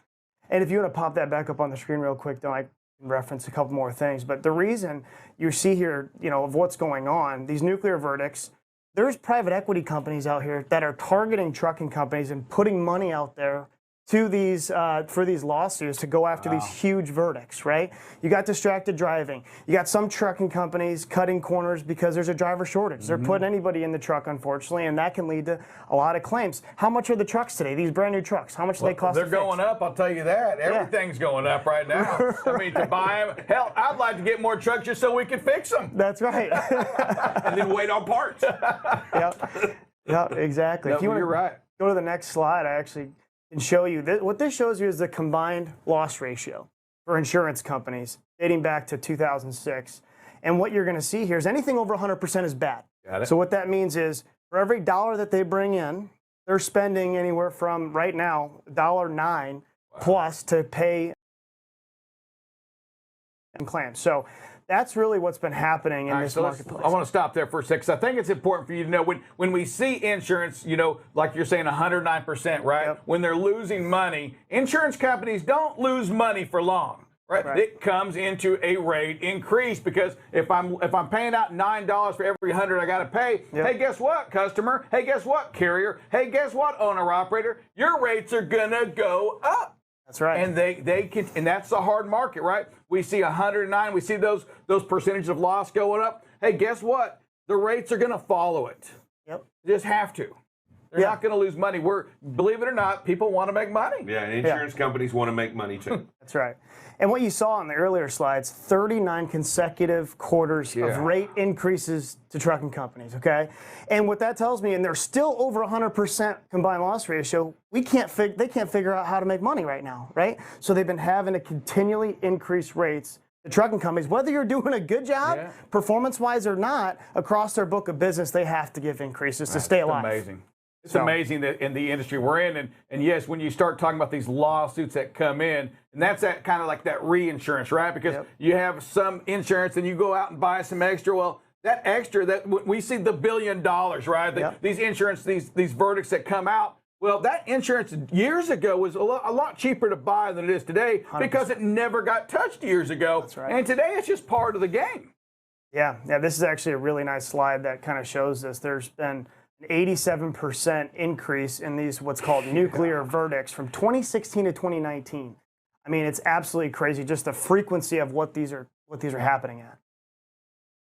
That's, you know what, so when we look at these claims, and you brought something up early, right, the distracted driving, all these cell phones, we talk about and spend a lot of time talking about situational awareness, being aware of what's around you. for you out there driving. What you're hearing right now is, and Dave, you said earlier too, is that you can do it right 99% of the time. You really can. And that 1% you decide to pick that phone up, that 1% that you have to just send a text home while you're driving, something bad happens. This is what happens right here. What you're doing on the road, and Chris, I want to tell you, we are over 10 million miles, the listening group right here that you're talking to, over 10 million miles without an accident currently where we are. That's fantastic. It's just phenomenal. I mean, the intentionality to be safe is what we want to do, right? That's right. And that's how you get rates down. Requires. Let me tell you, it's pretty. I'm going to tell you this. I'll give you the secret sauce. If you want better insurance rates, there has to be intentionality. There has to be action behind what you're doing out there on the road. You can't just say, I'm going to be a safer driver. Oh, I'm going to try not to talk on the phone. No. You have to not talk on the phone. That's right. You have to not tailgate. You have to look ahead. You got to watch your space, watch your speed. You actually have to do it. You can't just say, I'm going to, because when we just talk, we run into the 39 quarters of rate increases or the price increases. You know, I sit there and I listen to some of the things that you say, and I get puzzles me. And we're talking about people, big, large investment firms, actually targeting these insurance claims to make money. That's right. Right? That's They're right. actually investing in money, hoping that somebody will have a wreck, and because they will. Yep. And then using that wreck to make even more money. 100%. So they're trying to find ways to they're trying to find ways to basically profit on what's going on out there, trying to find better ways to draw more money from the insurance company. Absolutely. And what you're seeing is these attorneys, to what you said earlier, Rick, everything you do on the road matters, okay? Because they're going to try and dissect every violation, every accident. They don't care how far back it goes. They're building a case against you, against the big bad trucking company, against the big bad driver, to try and get this profitability, try and get this money against you. And unfortunately, there's been too many cases where they've been successful, so they're continuing to try and go after trucking companies. Right. So they're investing. Look at this screen. Look at this slide right here. 2010, okay, 3.6 million. Yep. And in 2010, we were like, my God, this is a lot of money. Absolutely. In 2010, 3.6, and here we are in 2019, 17.5 million. Average. That's an average. I mean, it's not even, there's not even a low ball. I mean, I don't even get it. I mean, it just doesn't even make sense. No, I mean, not it's at all. just an incredible number. That's where the investment's coming in. That's where they're attacking us. And that's where they're coming after us out there for something that may or may not even be our fault. But they're going to find it. Our fault. I had a client that literally, they didn't even hit anybody. They were there. Now, their driver was doing some things maybe that was questionable, but they actually didn't physically hit the person that died. And it was a $26 million verdict against them, and they had to shut their doors. So this is causing trucking companies to go out of business, people to lose their jobs at these trucking companies. You know, a lot of times for not really fair reasons against these trucking companies. And what I'll tell you, from an insurance company underwriter standpoint, these underwriters are now being scrutinized because their bosses are looking at them saying, well, why did you write this trucking company? If you knew all these problems that they were having from a safety standpoint, why would you do that? Now we have to pay out millions of dollars for this claim that just happened. Why would you write that company? So the trucking companies that are getting ahead today are the ones that are doing what you guys are doing, investing in safety, getting technology in the trucks, doing everything possible to build your story about why we are a good risk to take on for this insurance company. Because if you're not, your rates are going to skyrocket or you're going to go out of business. Yeah, there absolutely. You know, we talk about the insurance. There absolutely has to be some kind of tort reform that needs to be. 100%. Yeah, there has to be, because it's going to continue to run away. There has to be some kind of measure, and we talk about that, and we see this damages that are done to these companies that are going after. There's no equity. The whole idea behind these claims is designed for equity. That's right. And nothing is equitable about any of this, what we're talking about here. No. What you have going on, I wrote down social inflation. That's a big term that everybody's talking about today. And basically what that means, it's increased insurance costs due to the increased litigation, plaintiff-friendly judgments, and higher jury awards. And then there's something also called reptile theory. And basically what they're trying to do, they're basically trying to build a case to say, hey, do you really want this trucking company to put another driver on the road and that had these issues? Your family could be on the road driving down there, and this trucker could kill one of your family members. Oh, no.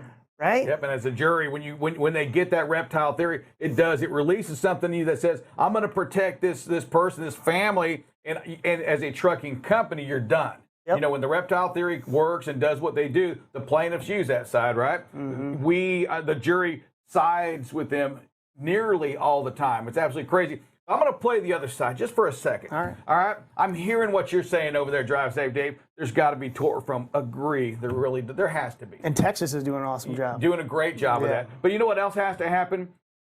We have to watch out for those trucking companies that aren't doing it the right way either. Agreed. When, you know, those guys that are taking, those companies that take the shortcuts, those companies that don't value safety, let me tell you something, there's no room for them anymore. We got to take a hard stance on that. It says, do you value life? And how do you drive out there on the road? You can sit there right now listening to this saying, you know what, you're right. We've got to write our congressman, tell him to pass a bill that the next time you find, all right, never mind, sorry. But we've got to do our part. We got to make sure that we are the safe ones on the road. It's not always, and I get tort from 100% agree. But what are you doing today? Are you on yourself, and are you hearing to what we say on this show every day, and you're still picking up? And you're still tailgating? You're still driving angry when you know bad things can happen. And what we want to make sure we do, right, is to prevent accidents. Is to make better and safer decisions as much as we can when we have that ability. We talk, Drive Safe. And it just takes one. It just takes one accident to blow this whole thing up. Amazing. What you do matters. Yeah, and it matters every day, all the time. That's the hardest part about truck driving. We talk about that all the time. It's not that moment. It's not that specific. It's that longevity of being behind the wheel for hours at a time and remaining focused. That's right. Right, and that's truly the challenge. It's not the lane change. It's because you're doing it for so long and you're in that moment. If you had to sit at your computer focused and not move and always stare at it and not get distracted, or it would become a different game. But it's not. And the results and the what happens on the inside and the outside is that the driver has to pay, and we all have to suffer the consequences by not being focused. Yeah. So we have to continue to strive to do what we can to always remember that you have to put safety first, no matter what you're doing. So if you have to lose focus, you need to get off the road. If you have to pick up the phone, get off the road. If you get angry, get off the road. Stop and get that Pepsi and a hot dog. But where else do you get graded on being you got to bat 1,000 here? I mean, think about it right now, and you baseball fans, imagine somebody has gone 6 months, right? And they're batting 1,000. They miss the ball. They finally make an out, right? Are you going to boo them? Are you going to boo them? They're batting 1,000. Right. But trucking, a bowler, let's go to bowling. If your average is 200, you're pretty daggum good. Although there's 300 points possible, but 200's okay. You shooting a three-pointer, that's what you do for a living. You're in the NBA and you're hitting 45% of your three-pointers. You're missing 55% of the time. Truck drivers, if they're not alert 100% of the time, bad thing can happen. Absolutely. And they're going to get graded on that 1% they do wrong, because bad things really can happen just if they make a mistake one time. Yeah, and one just takes one. That's genuinely the challenge, and that's what we have to face here and come to grips with, is that you have an opportunity to make the decision about that 1%. And most of it really comes down to making the right decision about whatever's going on. You have that speed, that spacing, you have that moment to get out and look, right? You have that moment to make the right decision at the right time and do what needs to be done. And if you got to find a way, look, if you got to get on the phone, get off the road. If you're mad at the guy that keeps brake checking you, get off, get that Pepsi and a hot dog at the truck stop. Trust me, it works. I'm telling you, the Pepsi and the hot dog really works on making you a little bit happier, a little bit jollier. But what it does is it really allows you to remain focused and do the right thing out there on the road. Because that's what we're talking about here, right? Ultimately, that's what results in great is just the right thing on the road. Yeah. I'll tell you, one mess up can jeopardize you getting insurance today, right? Oh, absolutely. 100%. And you talk about CSA scores a lot on this show, and that matters to tell you from an insurance standpoint. These underwriters, if you have an alert, 2, 3, whatever, I mean, that may just disqualify you from even getting an option from that insurance company. Hey, we have about a minute to go. I do have a question for you on this right here. Hey, to our listeners, audience right now, and these are the drivers. How important is their safety record in what you're seeing today? How important is it that, that when they're doing their pre-trips or post-trips, that they're maintaining a clean record, right? How important is that to what you see? Oh, it's critical. And I mean, like, you wouldn't believe how many drivers get pinpointed when we look at trucking companies. These underwriters are saying, well, how about, Joe Smith here? What's his deal? Why did he have all this? This stuff follows you wherever you go. It doesn't matter how much you move around. It's going to follow you. So everything that you do, you got to think of it for the long term, not just the short term. All right. Hey, we're going to be back to you in about 1 minute. Hey, Chris, do me a favor. Tell him, go ahead and sign us off to that next commercial. BCB Live, and we are the safest station in the nation. All right. Thank you so much.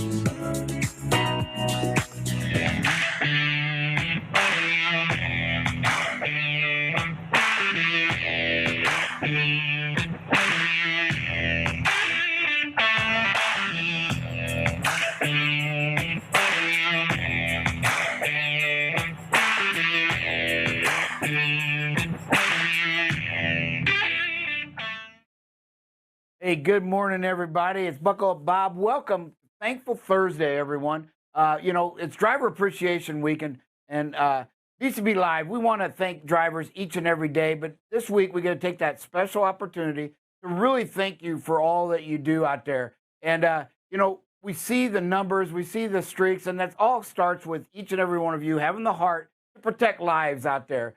So we're going to start off with a little bit of traffic for everybody.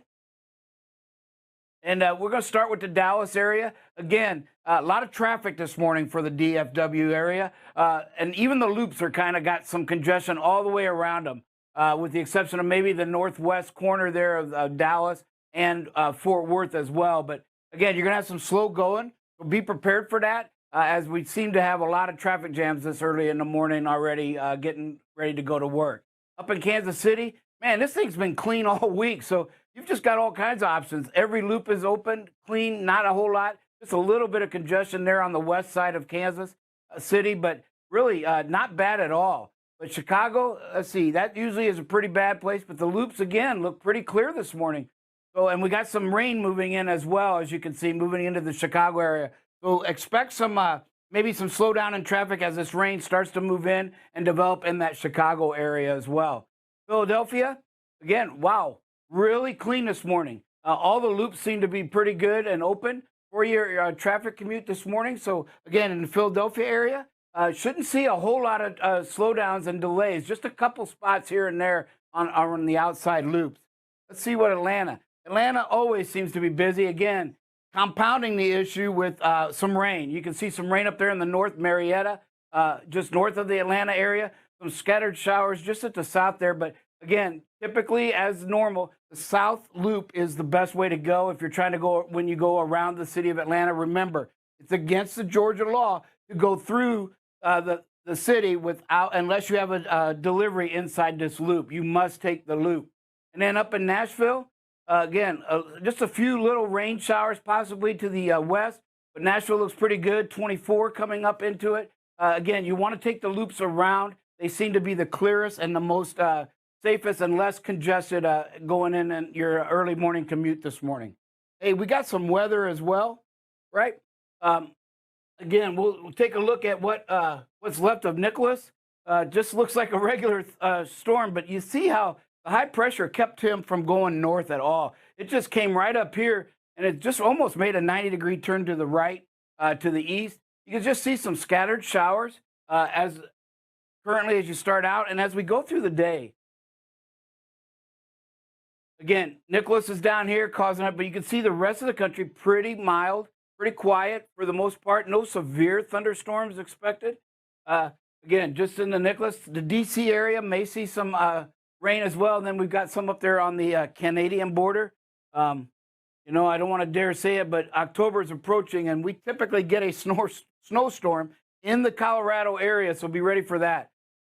Tomorrow, we see again, Nicholas kind of just stays there a little bit, hovers around the Atlanta area. So tomorrow, Atlanta, you could see some strong thunderstorms with some high wind gusts as well. And then moving back through the west into Arkansas and Louisiana.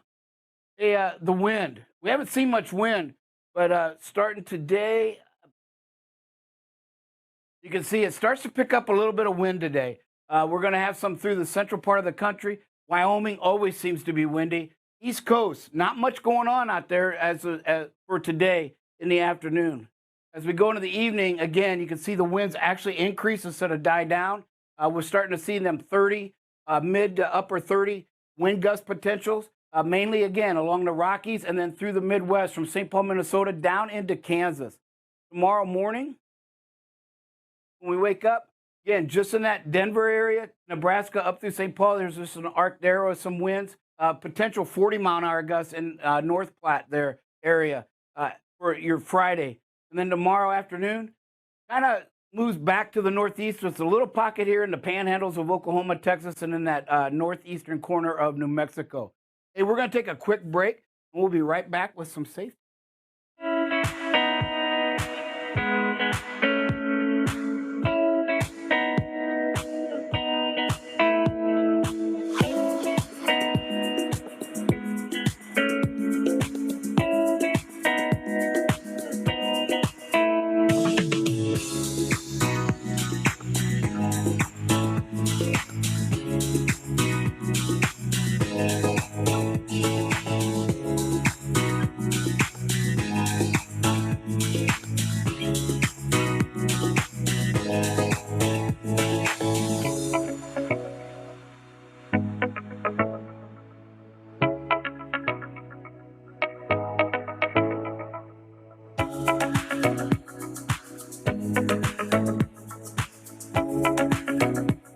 Welcome back to BCB Live. Buckle up, Bob. We see that rain around that Atlanta area a little bit today. And listen, anytime we're in Georgia, it doesn't matter if the sun's out. There's a lot of traffic, okay? Slow it down. Look where you're going. When rain comes in, drive safe, Dave, it changes up the whole pattern. You really have to be aware of your situation. You've got to really increase your space. Increase your space. There's going to be congestion, and everybody's going to slow down. Everybody's going to back off, and there's going to be a lot of brake checking going on. So when you just got to be wary of that, make sure that you give the guy in front of you all that he deserves in the space that he needs. Buckle up before you go. Hey, real quick, we just got a message came across. Don't forget, lots of ways to talk to us here at BCB Live. You can send us a text. You can send us an email. We had one of our listeners, I think it was Justin Hayes, saying, hey, don't forget, it's time again for Rednecks with Paychecks. Has that come around already? And you know what? I remember him saying about that, talking about it last year. Rednecks with Paychecks up in that Denton, Texas area this weekend, over 30,000. Can we say rednecks coming into town? Yeah. Is it, run! Yeah, it'll be congested at I-35 corridor, which is already a nightmare. Is going to continue to just build and build and build as we have more people.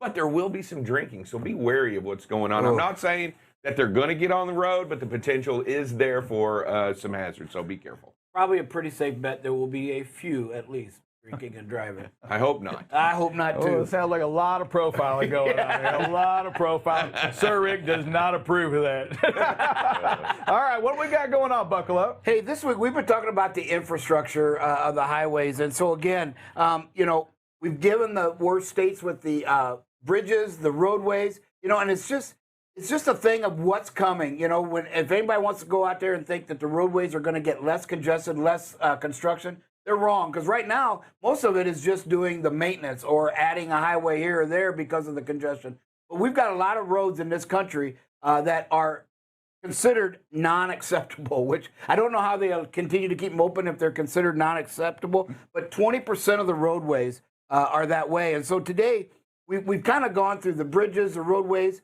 the cost per drive motorist for repairs is just astronomical. And the only, most of them follow a pattern and consistency, but except for Oklahoma. Oklahoma it costs the driver $900, but they're not in the top 10 on any roadway issues as far as the percentages compared to the rest. But the states that do spend the least, Rhode Island, 2% of their budget, their state budget, is spent on their roadways, and yet they're the worst in bridges. They're the worst in highways and roadways as well. And then again, you've got followed by Mississippi, which isn't in the top 5 of the worst roadways, but they are up there in the top 10. They only spend 4% of their budget. So you can see where these states are making they're not even allocating money for the roadways to see any improvement. Some of the best. North Dakota spends 68% of its state budgets on its roadways, right? And Wyoming, 54%. And these are in the top 2 and 3 in the country. That followed by Nebraska at 53% and Iowa at 40%. So again, you can see the correlation between who actually takes care of their roadways, but it's gonna get worse. We're adding motorists, and yet the budgets aren't increasing for the roadways. It just seems like a recipe for disaster. We've already seen it, how it happened to the 40 there in Mississippi. I'm sorry, Memphis, going into Tennessee there, where it just brought traffic to a standstill for the most part and had to go a lot of out-of-route things going on. So we can expect more of that in the future. I don't see this going away for the next 10 or 15 years until somebody figures out something. Yeah, I mean, we're not going to wake up. It's going to be all done this weekend, right? I mean, these are long-term things, Yes. infrastructure bills that got to be passed still. And in Drive State, Dave, you talk about Rhode Island, 2%. I know you're looking at, well, they only got 5 miles worth of highways. 26 exits, I think. All there is on I-95. That's true. On 95. But, and we talk about it, I think Texas used to be one of the largest state budgets was on roadways, but I think they moved that to education. But the investment has to be done not only federally, but it has to be done locally, and it has to be done by the state. All the governments have to get involved in this reconstruction, this rebuild of the infrastructure. It is an investment in the future, and I think we've gotten a lot into the now, the needed now, and the needed we forget how important it is to look to the future and what we need to do. And I'll tell you, to invest in the highways like they did in the 50s and the 60s, to make what we have today, we have to look forward and do the same thing, invest in our future. And the way to do that is get out there and get it done. It's going to be painful. That's one of the hard parts about, anytime you rehabilitate something, it is difficult. It is a painstaking process. And that's also going to be applied to the roads that we have out there. Yeah, when I went to the Texas Trucking Association meeting last month, they had a speaker there that actually deals with works with the legislators here in Texas, and they were talking about, because everybody wants to charge the trucking companies and the trucks for the wear and tear on the highways, but the reality is, and they're getting more and more data to show it, there's more other four-wheelers out there than trucks. So yes, the trucks are heavier, but they're not 8 to 10 times, right, versus the congestion caused by the four-wheelers. So the infare taxation, if you will, the highway use tax on the truck is something that they're really working on the legislation in Texas, and hopefully leads it. I've sent a message to him, and we're going to try to get him on the show. He was an amazing speaker with some of the successes they've had in litigation just in the state of Texas that really helps the trucking companies. And so I'm going to reach out to him. He's been a great resource that we get to use. All right. We got some videos today, Buckle. We do. We have some great videos, if you will.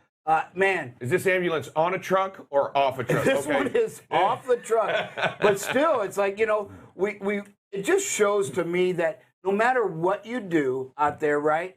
Yes, we always want to give the emergency vehicles, but it just shows that everybody's human. Everybody can make mistakes, and I don't know what this guy's in a hurry. His lights aren't on but they do come on shortly after this. You start to see them there. So again, maybe they got a call. Not sure what's going on here, but driver, great job at backing off. You got a merge point. We've got a new highway that's been resurfaced because there's no really lane changes. They've got the little reflectors, Mark, but it's very hard. This would be extremely difficult at night. Yeah, that was a hard one there. You don't know if that car is moving into your lane or is he going to stay straight. Yes. What are they doing on that? Then you have the ambulance to your left that truly wants to get in front of you, and they do their part, and eventually they get their lights on. But yeah, that was a tough decision, but we talk about it, situational awareness, know where you are, know what's going on in front of you, behind you. Drive safe, Dave. Know how many lanes you're in, because that means you're probably in a large city and possible merge points coming on. And I thought he was going to go. Nighttime driving. Nighttime driving. Just maybe back off a little bit. You can't see what's going on. Makes a nice, steady lane change, which was really good. We just maybe, again, you're nitpicking, but you want to be safe. Yeah. Overall, this is pretty good. Not bad. So here we are. First of all, maybe you're getting close. I don't know. It's Noah's Ark. Is this Noah's Ark on the highway? No, it's a wooden crate going down on the back of a flatbed or a flatbed going down. That looks like one of those containers in the Pro. That's what I said. That they can't find. Somebody's trying to get away with one of them on the back of a hot shot out there on the road, and look at it. That looks to me and like... we talk about that. So we talk about this right now, Bob. You're right. Hey, we're a little too close. You want to pass? Let's get in that left lane a little bit earlier. Let's not get so close.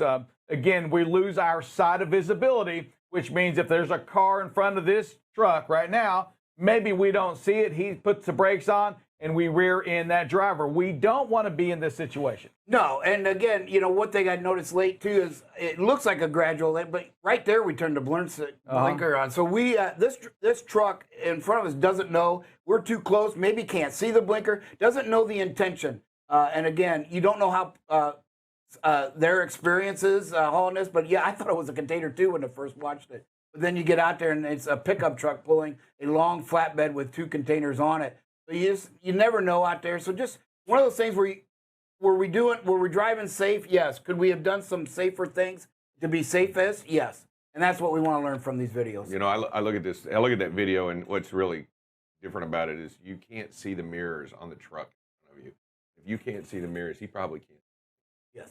That's exactly what they always say, right? And again, he's not a big truck, so he probably doesn't have the devices some of these. But again, you can't rear end anybody if traffic's moving away. Textbook, great job by this driver. You can see pretty much traffic coming in. They're starting to merge. There's just no issue here because the driver is managing the speed and space. Phenomenal job. Just love great. these videos. Yes. Right? No high risk there.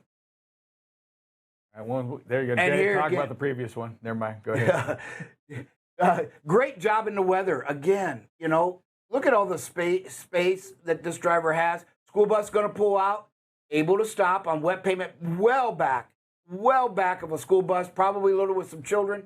So or maybe they're just dropping them off. I couldn't quite see if there was a school there in the video, but again, great situational awareness. There's plenty of water on this roadway to make conditions slick, and just a great job by this driver allowing a school bus to come out on the road and able to stop. Just tremendous job there.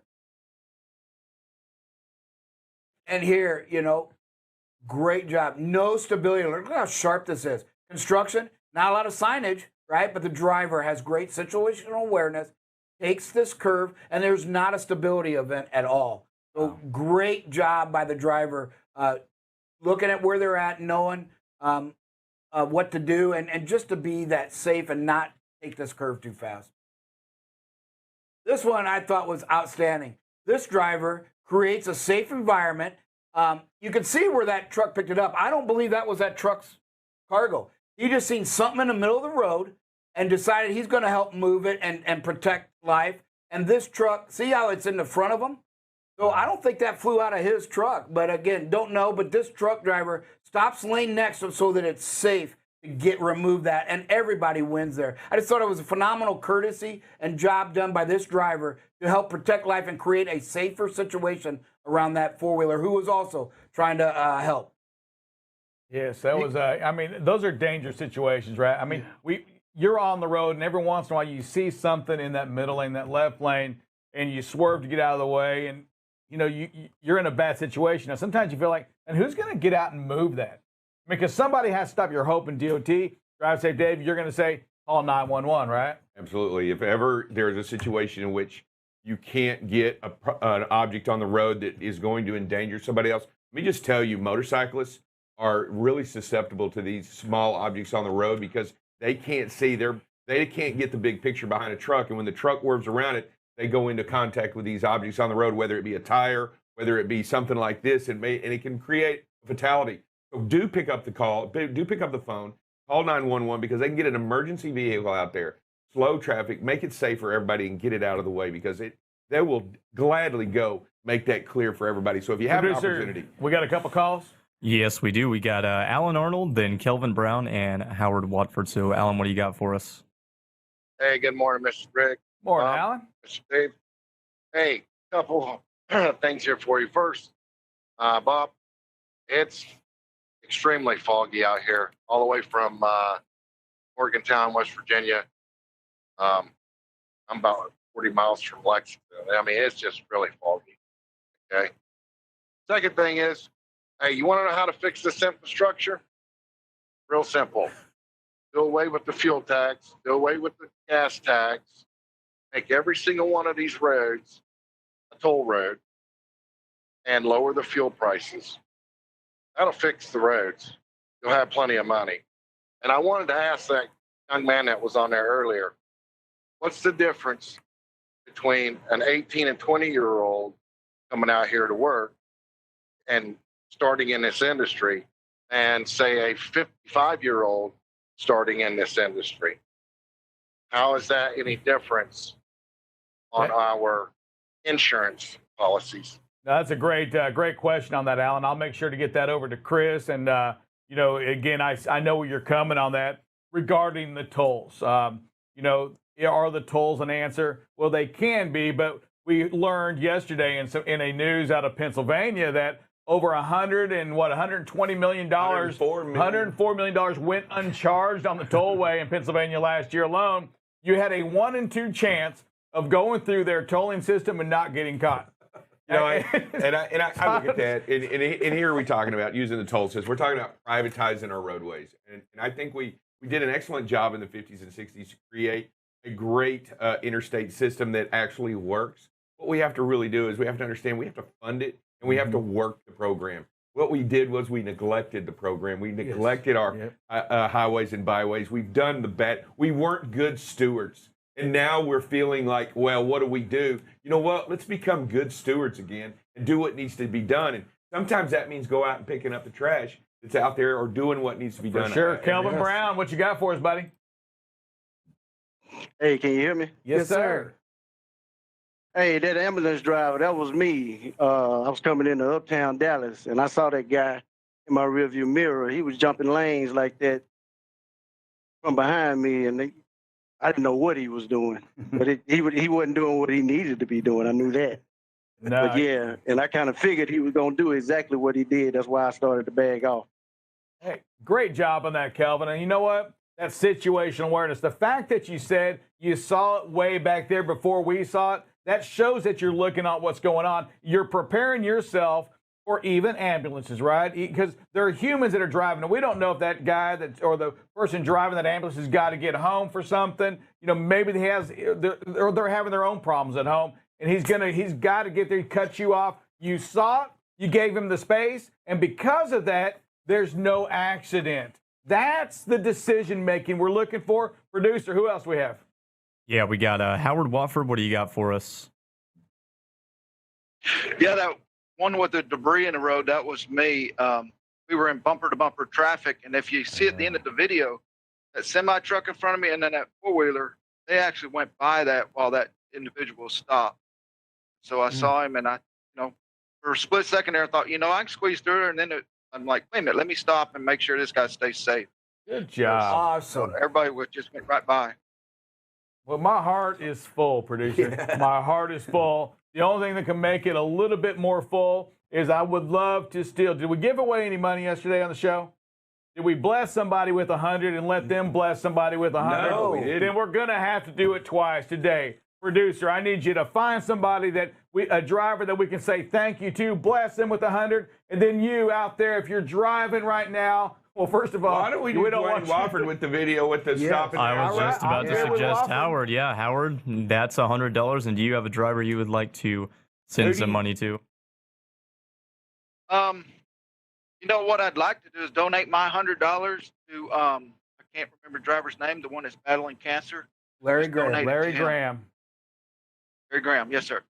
Give Hey, him that $100 from me, and well, we'll give that other y'all 100 to pick Larry whoever too. the other one is. All right, that'd be great. All right. 200 to Awesome, Larry. man. Thank you. Love that. Thank Hey, you, great. Hey, thank you. That's the passion that we have here at BCB Live, right? The passion that the drivers that have for one another. I love the industry. I mean, we are so passionate about one another, caring for one another, and showing all this. And we just heard it right there, producer. Yeah, we got Curtis Benedict here. What do you got for us, sir? Hey, good morning, gentlemen. Hey, I just want to let everybody know, I don't know how many drivers we're going to have in the St. Louis area later today, but Corporal Jared Schmidt, one of the 13 that passed away in Afghanistan, is going to be laid to rest today.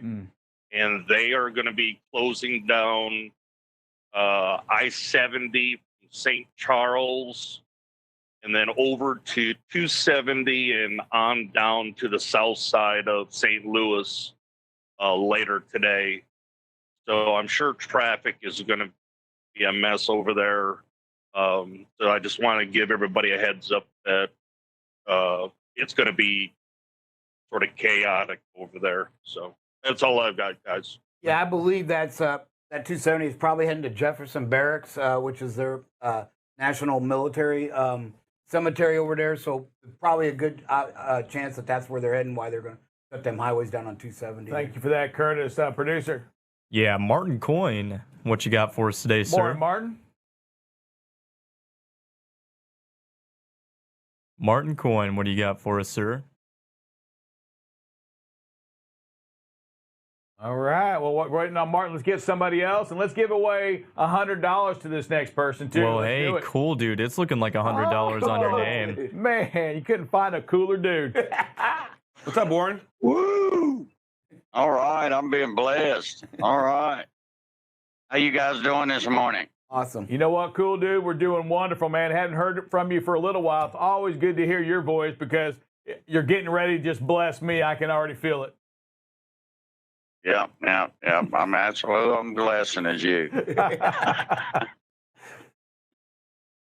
Hey, Warren, Okay, hey, I just want to remind everybody. Oh, who do I want to give it to? Yeah. It would, without a doubt, would be Larry Graham, without a problem. There we go. Yeah. So 100 to you and 100 because, to Larry. the We appreciate that. Yeah, because he's facing astronomical, crisis in his life, and he needs all the blessing he can get. Amen. And also, I just want to remind people to, keep up on the equipment and stuff like that. Check those vehicle inspection dates. And also, if you got an older trailer, make sure you try to get a PM while you're doing the inspection on it. So, while you got it tied down in the garage anyways, it takes no more time. If it's close to being PM, go ahead and have them do the PM with the inspection. What do you think about that? I like it. Yeah, check with maintenance. Make sure you get it cleared with them. Talk to them about it. And I'm pretty sure that they'll be very happy to make sure that get some grease on those joints, and especially that crank handle. Absolutely. Definitely get that crank handle, those landing gear greased up, right? Right, Warren? Yeah, slack adjusters, everything. That keeps it all working properly. Your brakes align properly, everything. You run around with that dry grease on them slack adjusters, and it can make your brakes work out of sync. Also, put your ABS. A lot of people don't realize just having dry slack adjusters can make your ABS light come on. So I was just throwing that out there. You guys have a great day today. Thank you for the blessing, and God bless you all too, okay? Have a great day. Dude, Thanks. man. Yeah, you be safe out there, and we appreciate all that you do. And And, just a great steward there of safety. He talks about, pre-trip and post-trip. It's really what he's talking about, right? Look at the trailer. Look at the truck. If something needs PM'd, hey, get it done. It's time to get it done. We want to make sure that our equipment is the best. And you know what? We really need, everybody just has to take a bigger look at the equipment you're driving. It doesn't matter if it's your tractor, it's your trailer, it's a company's tractor or trailer. Take a look at that equipment right now. We've got to make sure that it's in primo condition. It's ready to go. It's safe. Because for you to be safe on that road, that means that the equipment has to be safe as well. You need all the help you can get as well. Producer, we have anybody else? Yeah, we got Lonnie Payne on the line. What do you got for us? Lonnie Payne. Good morning, sir. Good morning, gentlemen. How's everyone? You know what? Blessed. Blessed by the best. In full. I just wanted to give a quick update on our brother Larry. For those that don't know, he's went in with the doctors to the next round of his treatment is the chemo, and $177,000 for the chemo treatments, and they won't even start it until he comes up with half of that, which is $87,500. And our insurance doesn't pay for chemo, as everybody probably already knows. But anyway, I wanted to thank Cool Dude and Mr. Walford for their generosity, but we've got an all-out blitz going. We're trying to do everything we can to raise money for him where he can get this because, obviously they're saying he's got to have it, but if he doesn't have it, he's not going to make it. So I just, from my heart to all of our family, I would like to ask once again, I know people probably tired of hearing it, but man, if there's anything you can do, please, put yourself or your family in this position and, just do what you can. That's all. Love y'all. # family. All right. Thank you for that, Lonnie. Thanks, Lonnie. Appreciate it. Just a good time. Hey, let's, I know we're running out of time here. Let's go to a quick prayer. Our dear Heavenly Father, we thank you again for all that you do for every single one of us.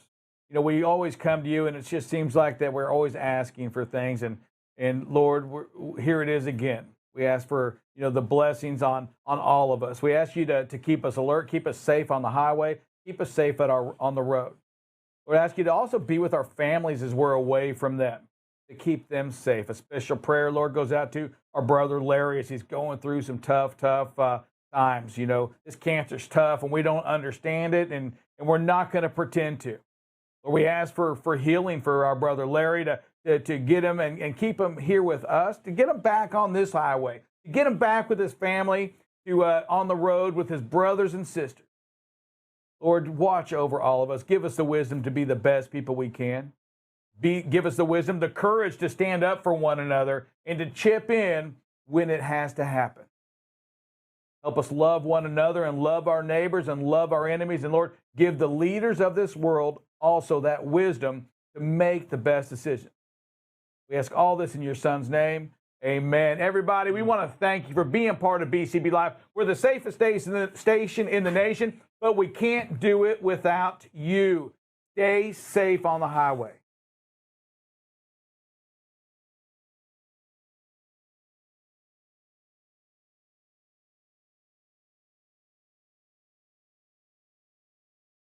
Sorry, it's BCB Live, Drive Safe Dave, here on a Wednesday. Excited about Driver Appreciation Week here on location in Mansfield. And yes, once again, Sir Rick, remote, coming to you live on BCB Live. Hey, Sir Rick, how you doing out there? What's going on, man?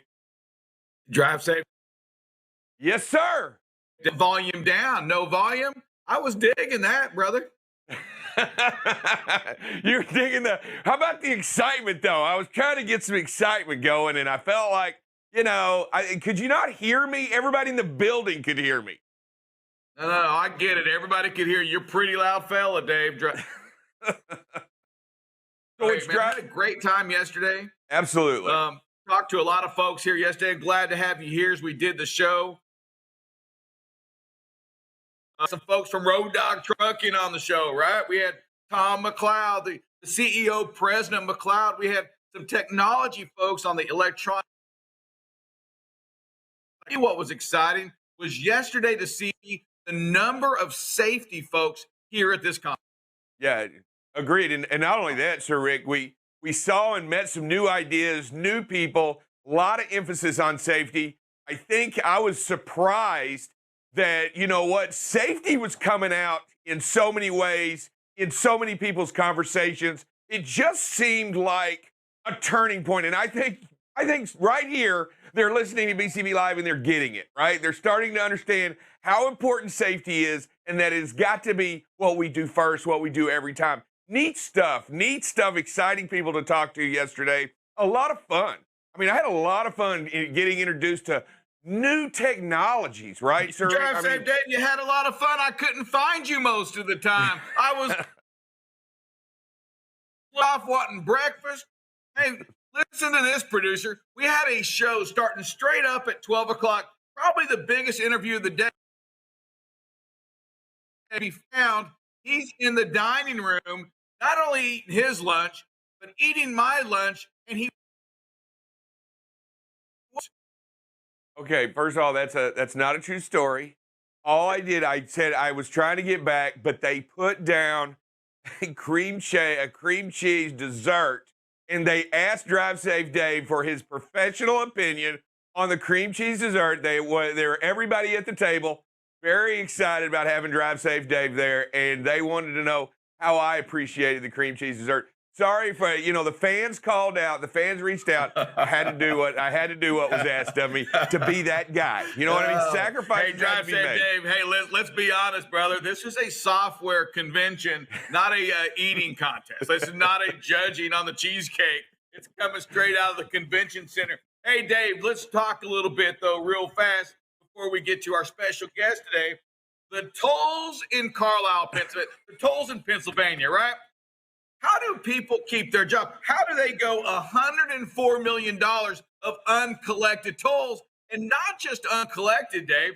They're not billing. Oh, they're not even.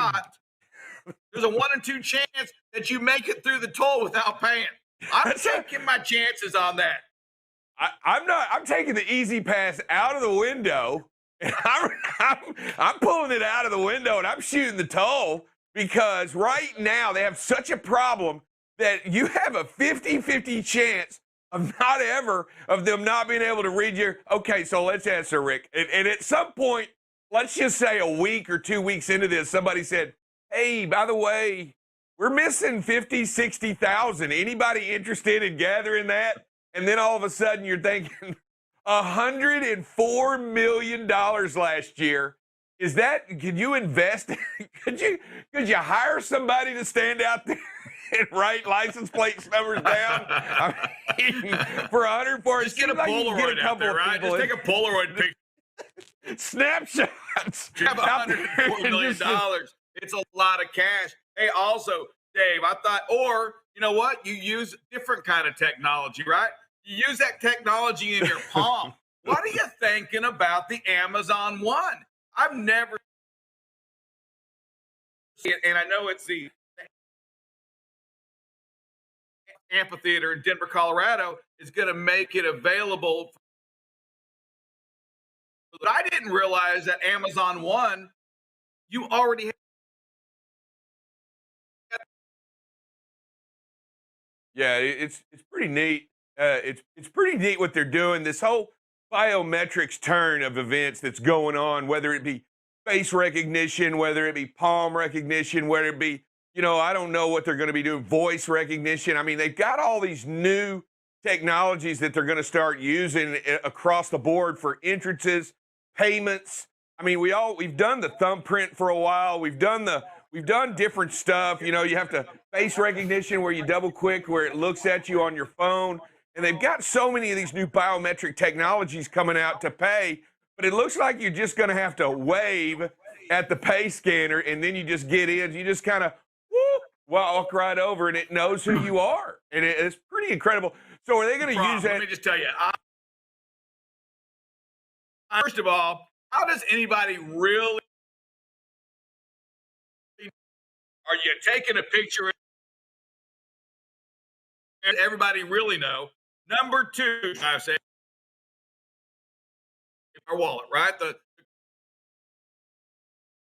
be worried about when we were walking, say, downtown New York, right? Yeah, I mean, so you don't get your wallet stolen anymore. They're going to start cutting your down, and there's a good chance that our palm's missing. Our palms missing. Palms. Hey, it's no longer does it just read the future; it reads right to your bank account. I mean, it's no longer can you go, oh yeah, not only are you going to live for another 20 years and your love life looks good, but your bank account is deficient. Oh, you got so a little bit more in there, a little bit more reading. All right, hey, Drive Safe Dave, let's do this real fast. I know we have Rebecca on with the. Say, hey, producer, you know, I got a lot of feedback on my side. I don't want it to affect our listeners out there for sure. Let's come back in about a minute with Rebecca, Drive Safe Dave, and let's make sure that I want to make sure that y'all can hear me. Okay. All right, it's a very important interview. Thank you.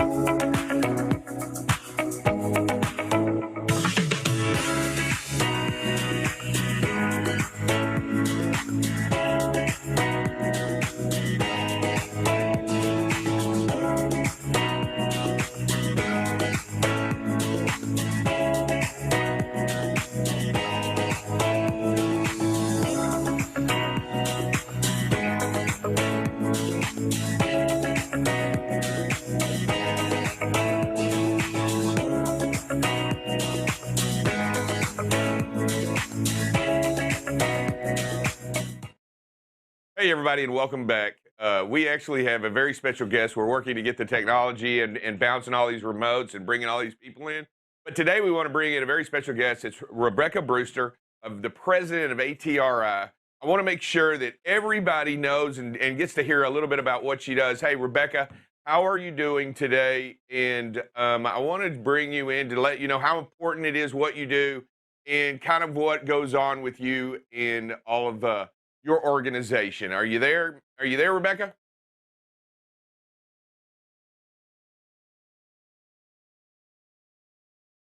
Hey, and really quick, Rebecca, just so you know, we spoke last week and we had an opportunity last week to get together and kind of go over a little bit about what you've done. I was surprised at some of the fantastic things that y'all do.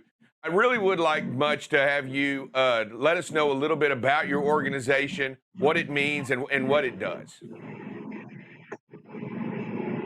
Sure. So ATRI is the American Transportation Research Institute, but we go by ATRI, and we are the trucking industry's not-for-profit research organization. And we have one mission, and it's very simple.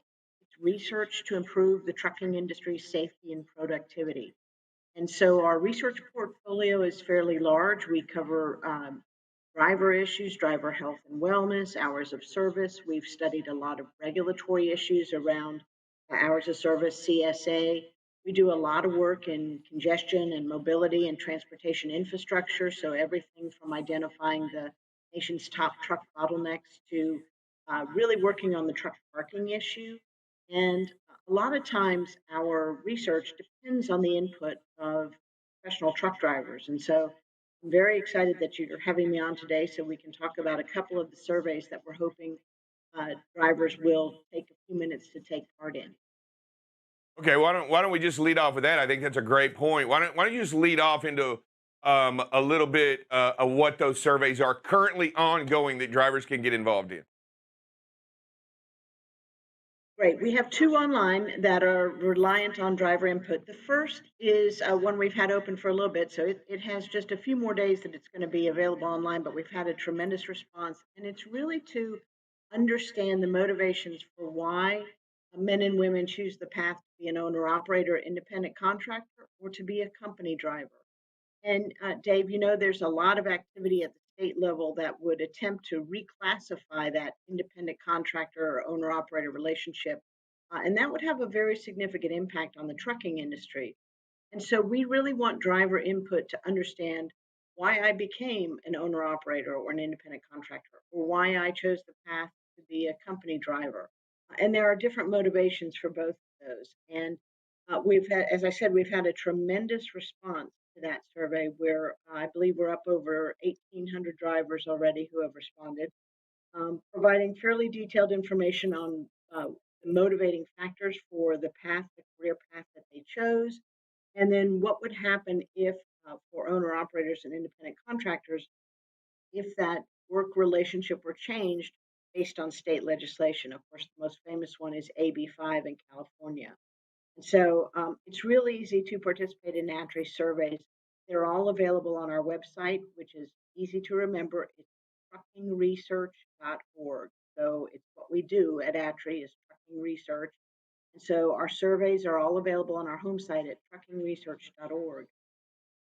The other one we just launched, and that's our top. Sorry. Here's the next one. The other survey is our top industry issues survey, and this is one we've been doing annually since 2005. Every year, participation in it has grown, particularly by professional drivers, where we go out to the industry at large, everyone, motor carriers, industry suppliers, drivers, law enforcement, anyone who has a nexus to trucking, and we ask them to look at a list of 30 potential issues and select their top 3 concerns. And for each issue that you select on the survey, there are potential strategies that you believe the industry should be doing to deal with those issues. And the issues are pretty wide ranging. It's everything from truck parking, driver shortage, hours of service, CSA, a lot of the things ATRI has done research on, marijuana decriminalization, independent contractor status. So I would encourage your viewers to take a look at the list.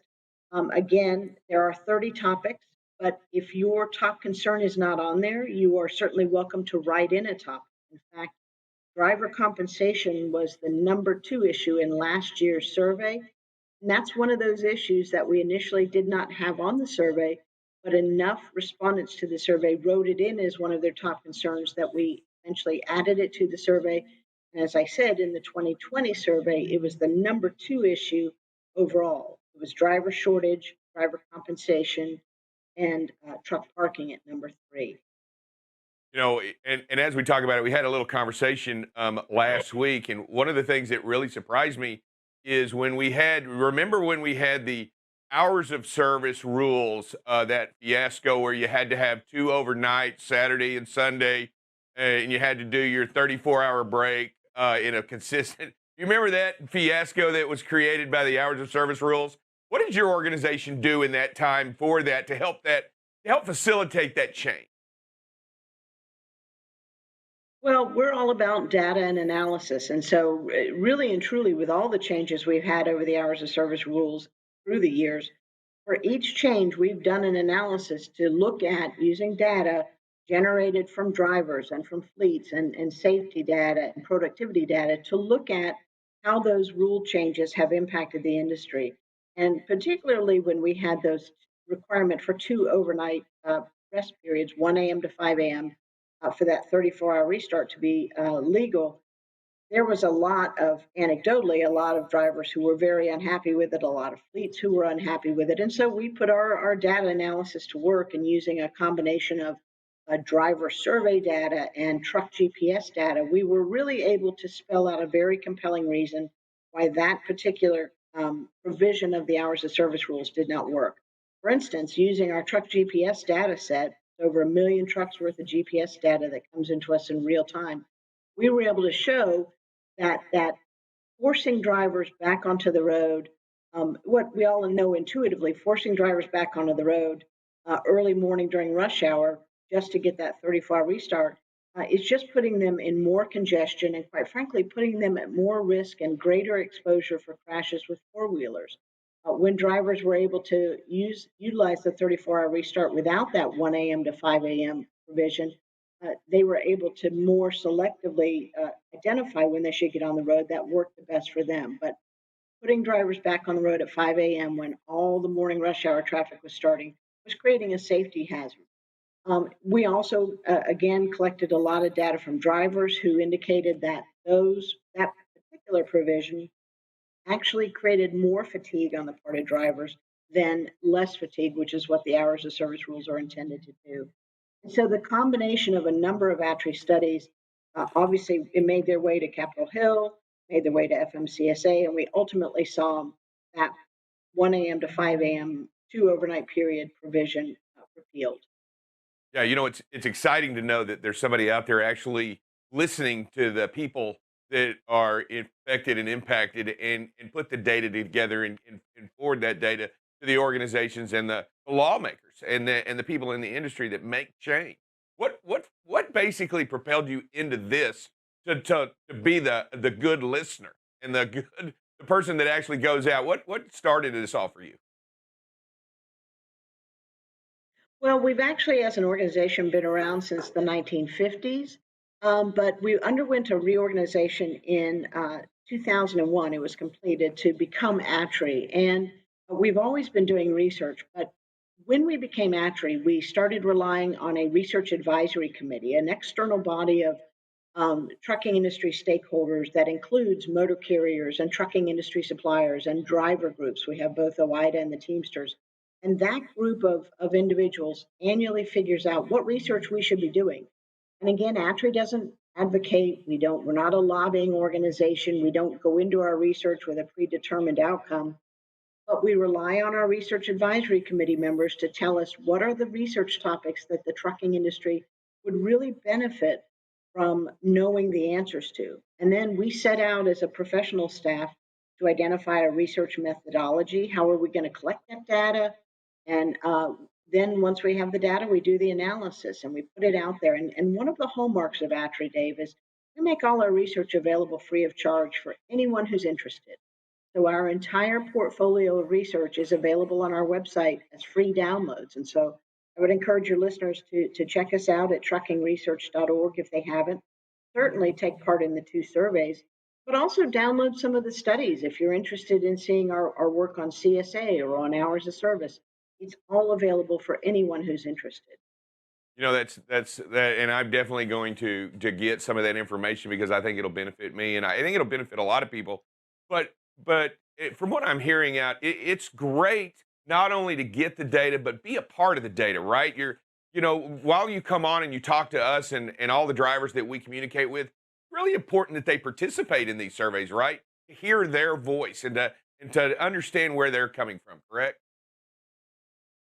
Absolutely. I always like to say in research, more is better. And so when our data sets are more representative of the driver population at large, when we have more drivers of all types, owner operators, independent contractors, company drivers, small fleet operators, large fleet operators, we really want to represent the industry and the industry's input on whatever the topic is that we're studying. So the top industry issues. Again, in last year's survey, we had over 3,000 respondents. Just over a third of them were professional truck drivers. For each issue, we rank not only how they rank overall, but we also rank how drivers rank those issues. And so for professional drivers, the top three issues last year were truck parking, driver compensation, and detention and delay, issues we hear about a lot. And certainly the work and hearing from drivers and having their input in our research makes a difference. Truck parking is another issue where I believe ATRI's research has really started to move the needle on finding solutions. So many of the state level truck parking studies that are underway regularly cite the fact that ATRI's top industry issues has identified truck parking as a number one concern of truck drivers. And so we're starting to get traction there. Obviously, we would love to see inclusion of truck parking funding in the transportation reauthorization, but clearly at the state level, we are seeing the recognition by state DOTs that this is a critical issue for the supply chain. It's fascinating that you're actually touching on some of the most important topics that I hear of every driver. I know out there as they hit the road and they that truck parking is truly an issue that we feel for real, no matter where we go and what we do. Being not only parking, but parking safe, and being in an environment in which you feel secure, where you feel like you can actually have amenities to when you park. Because not just parking on the side of the road, not only is that dangerous and it doesn't benefit anybody, but it sure makes it unsafe for the driver at large, whatever it is they do. And just so knowing that you're tackling the issues is comforting and exciting. And I can't wait for our people and everybody that's listening here to jump in and jump on their site. Would you do me again a real quick favor and letting us know where it is, what the website is, and all the information? Because I want everybody to make sure they understand where to go to get this information and add to your data pool. Absolutely. And again, we have two surveys live, one on driver motivations for being an owner operator, independent contractor, or a company driver. And the other is our top industry issues survey. Both surveys you can access from our homepage at truckingresearch.org, truckingresearch.org. And the great thing is you can look on our website. We have a tab there called Research Hot Topics. And that's where all these issues that we've studied are listed, whether it's parking or economic analyses or the environment. And for each hot topic, you can click on it, and that's where you can download all of our studies that we've done on those various topics over the years. Thank you so much for coming on, Rebecca, and letting us know a little bit more about what we can do to help participate in your studies and be a bigger voice in what's going on out there on the road and for truckers. And I would like to also invite you again back, maybe after some of these surveys are done and we go back and we revisit where we're at and we talk maybe specifically to the data and specifically to some of these topics as we move forward throughout the year and as we move, later in the year. Maybe you'll come back and go over some of this data points and give us an opportunity to do a little bit better research, and then you can speak to each one of those points. I would love to do that. I love talking about our research results, and I love telling the ATRI story. So I appreciate you having me on this morning. Absolutely. And I want everybody to, hey, make sure you listen to what Rebecca's doing, what's going on out there, and understanding that your voice can be heard and change can be made, but you have to participate. You have to log on, you have to participate in the surveys, and you have to do the next step in getting involved. That's how change is made. And we appreciate you, your organization, and really what it is you do to help facilitate change. Thank you so much, Rebecca, and we will see you soon. Thanks so much. All right. Thank you. All right, everybody. And as we get to this time, I want to make sure that we definitely do the phrase that pays before we get out of here. And that way, you all know where we're at. Well, we got an opportunity to give away some cash at the end of the week on the phrase that pays. I think it's incrementally bumped up. I think we had 3 strikes last week. So I know for a fact it's a little bit more than the normal number. And it's just a little bit better than the normal number. It might be enough to cause you to pull over and give it a moment. You know, give it that phrase that pays moment. But I'll tell you, make sure to arrive alive. Don't use technology while you drive. Make sure to arrive alive. Don't use technology while you drive. Write it down. Get it ready. Make sure you're prepared, because I'm telling you, a little bit more than the 100. It's actually twice that coming in on Friday. Hey, everybody, we'll be right back in just a few minutes, and we will bring in Buckle Up Bob with that very important weather and traffic information for you, and we'll be right back.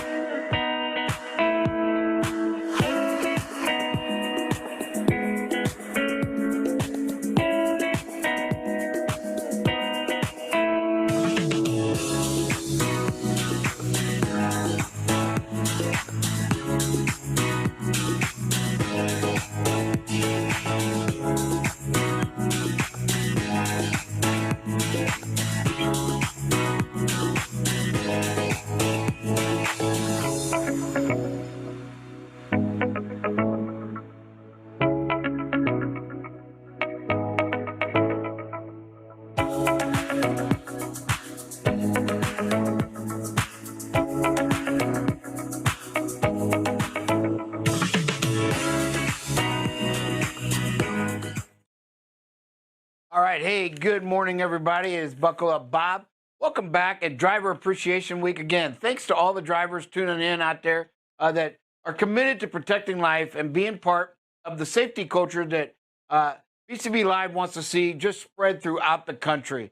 And so we're going to start with a little bit of traffic. You can see the DFW area, lot of rush hour traffic going on right now. Again, even the loop's not a very good option, but it probably is the best option to the south as normal. And the same thing for the Fort Worth area. The south around to the western part is the safest and less congested area. But again, a lot of rush hour traffic in the DFW area this morning. Up in Kansas City, man, it's just been great all week, it seems like up there. So again, not much going through. The loops are clear. And everything else. I know most drivers don't go through the downtown area. You want to always avoid that. All the loops look pretty clear with very little stop and go traffic issues, if you will. Chicago, for today, it was really congested a little while ago when I looked at it. So again, we've got to get to Chicago. The loops are usually the way to go. You can see again, we'll zoom in just a little bit.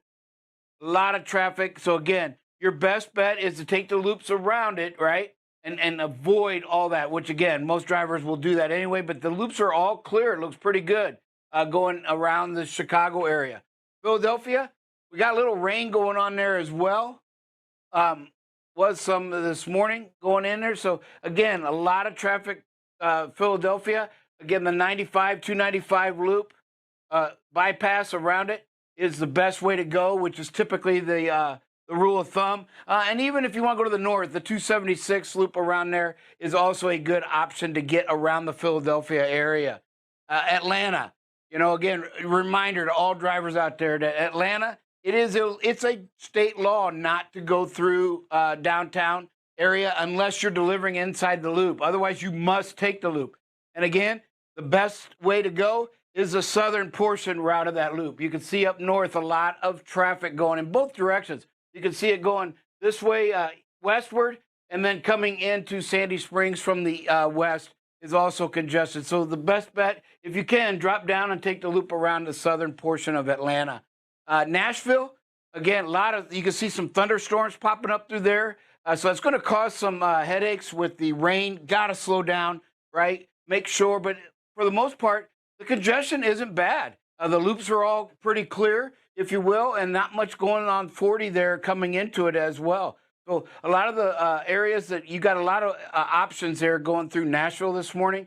And again, watch out for the rain. You can see it kind of moving in there. It's already there in Nashville, and there's some more coming from the southwest as this moves up into the Nashville area. So you guys are going to see some heavy rain probably for the next couple hours, if you will. So be mindful of that. Slow down, increase your space as you go through.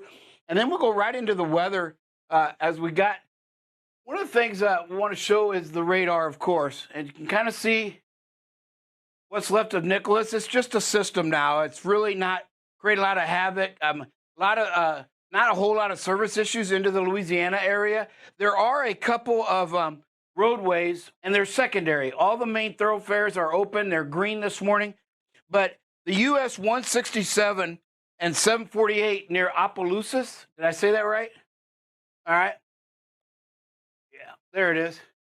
So right up here, right in here, there's some secondary flooding. The roads are closed in both directions. So that's US 167 and LA 748.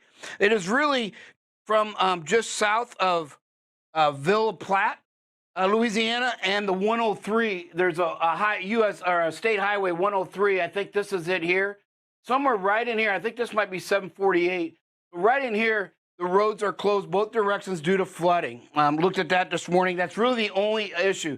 Otherwise, everything's been already marked from the hurricane. There's some bridge work as you get closer into the New Orleans area. So again, that's already been that way since for at least several weeks now. So they got some bridge repair and things of that. So expect some traffic there. And then as we go to the wind gusts, you can kind of see there's not much going on. You can see a little bit here left over from Nicholas, but not a lot going on. The firefighters should get a break. But you can kind of see we're looking really good. And as the day goes by, up in that northwest, we see a little bit of an increase there as Nicholas pushes inward, but not a whole lot going on. We're going to see some wind up in the northeast. So for all the drivers up there operating that northeast quadrant, you're going to see some 20 to 30 mile an hour wind gusts likely. One of the things we wanted to show was the satellite, because again, what's showing is just crazy out here because it doesn't show on the map a whole lot. So we kind of see some of the systems that we're still dealing with hurricane. We're not out of the woods yet, folks. We have a lot of systems going on. We have one in the Gulf here. We have another one over here. And we have some more coming off of Africa here that's going to, you got to keep an eye on to see if they actually gain any strength and start to concentrate on and turn into hurricanes or systems. We are in the height of the Atlantic hurricane season. So the Gulf is should be quieting down. But again, We can still see one system out there. We have a lot coming up here through the Gulf, or the Atlantic from Africa, so we're going to keep an eye on that for everybody as well.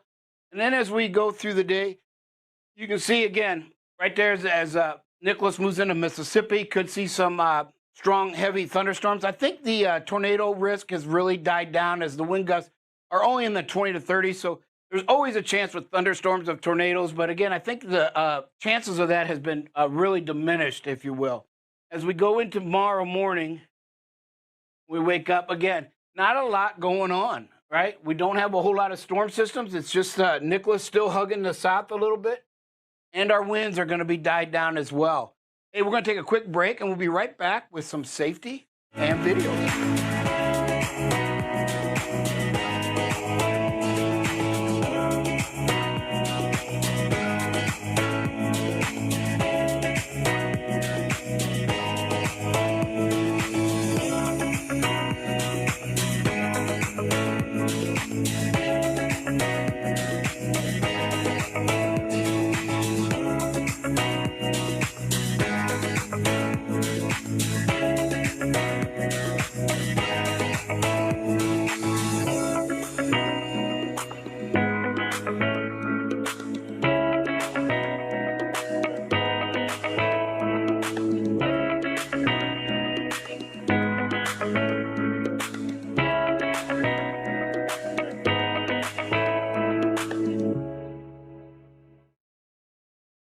Hey, everybody. Welcome back right now. It is BCB Live. Hey, Bob, you know, I was looking at some of your traffic videos. I was watching you do the cities and stuff, and I'm going to tell you right now, I saw the Pennsylvania one, looking at Philadelphia. Just so you know, as we reported earlier, I'd go ahead and take the tollway.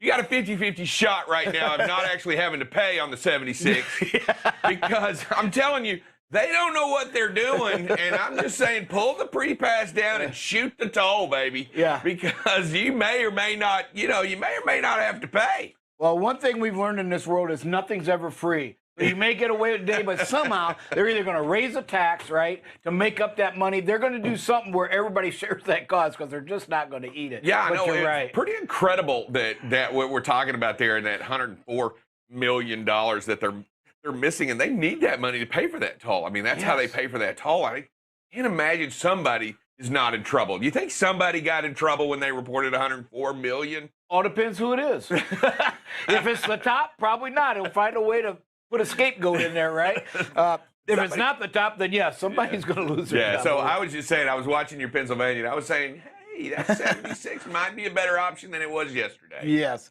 Hey, and you know, that leads us right into what we've been talking about is the infrastructures throughout the country. And quite frankly, they're just not that good. You know, we've seen the bridge on 40 there outside of Memphis cause a huge problem, you know, and it'd been like that for a while. Well, you know, I think somebody even said some of the questions are, how many more are like that that aren't even being reported? And the answer is there's quite a few.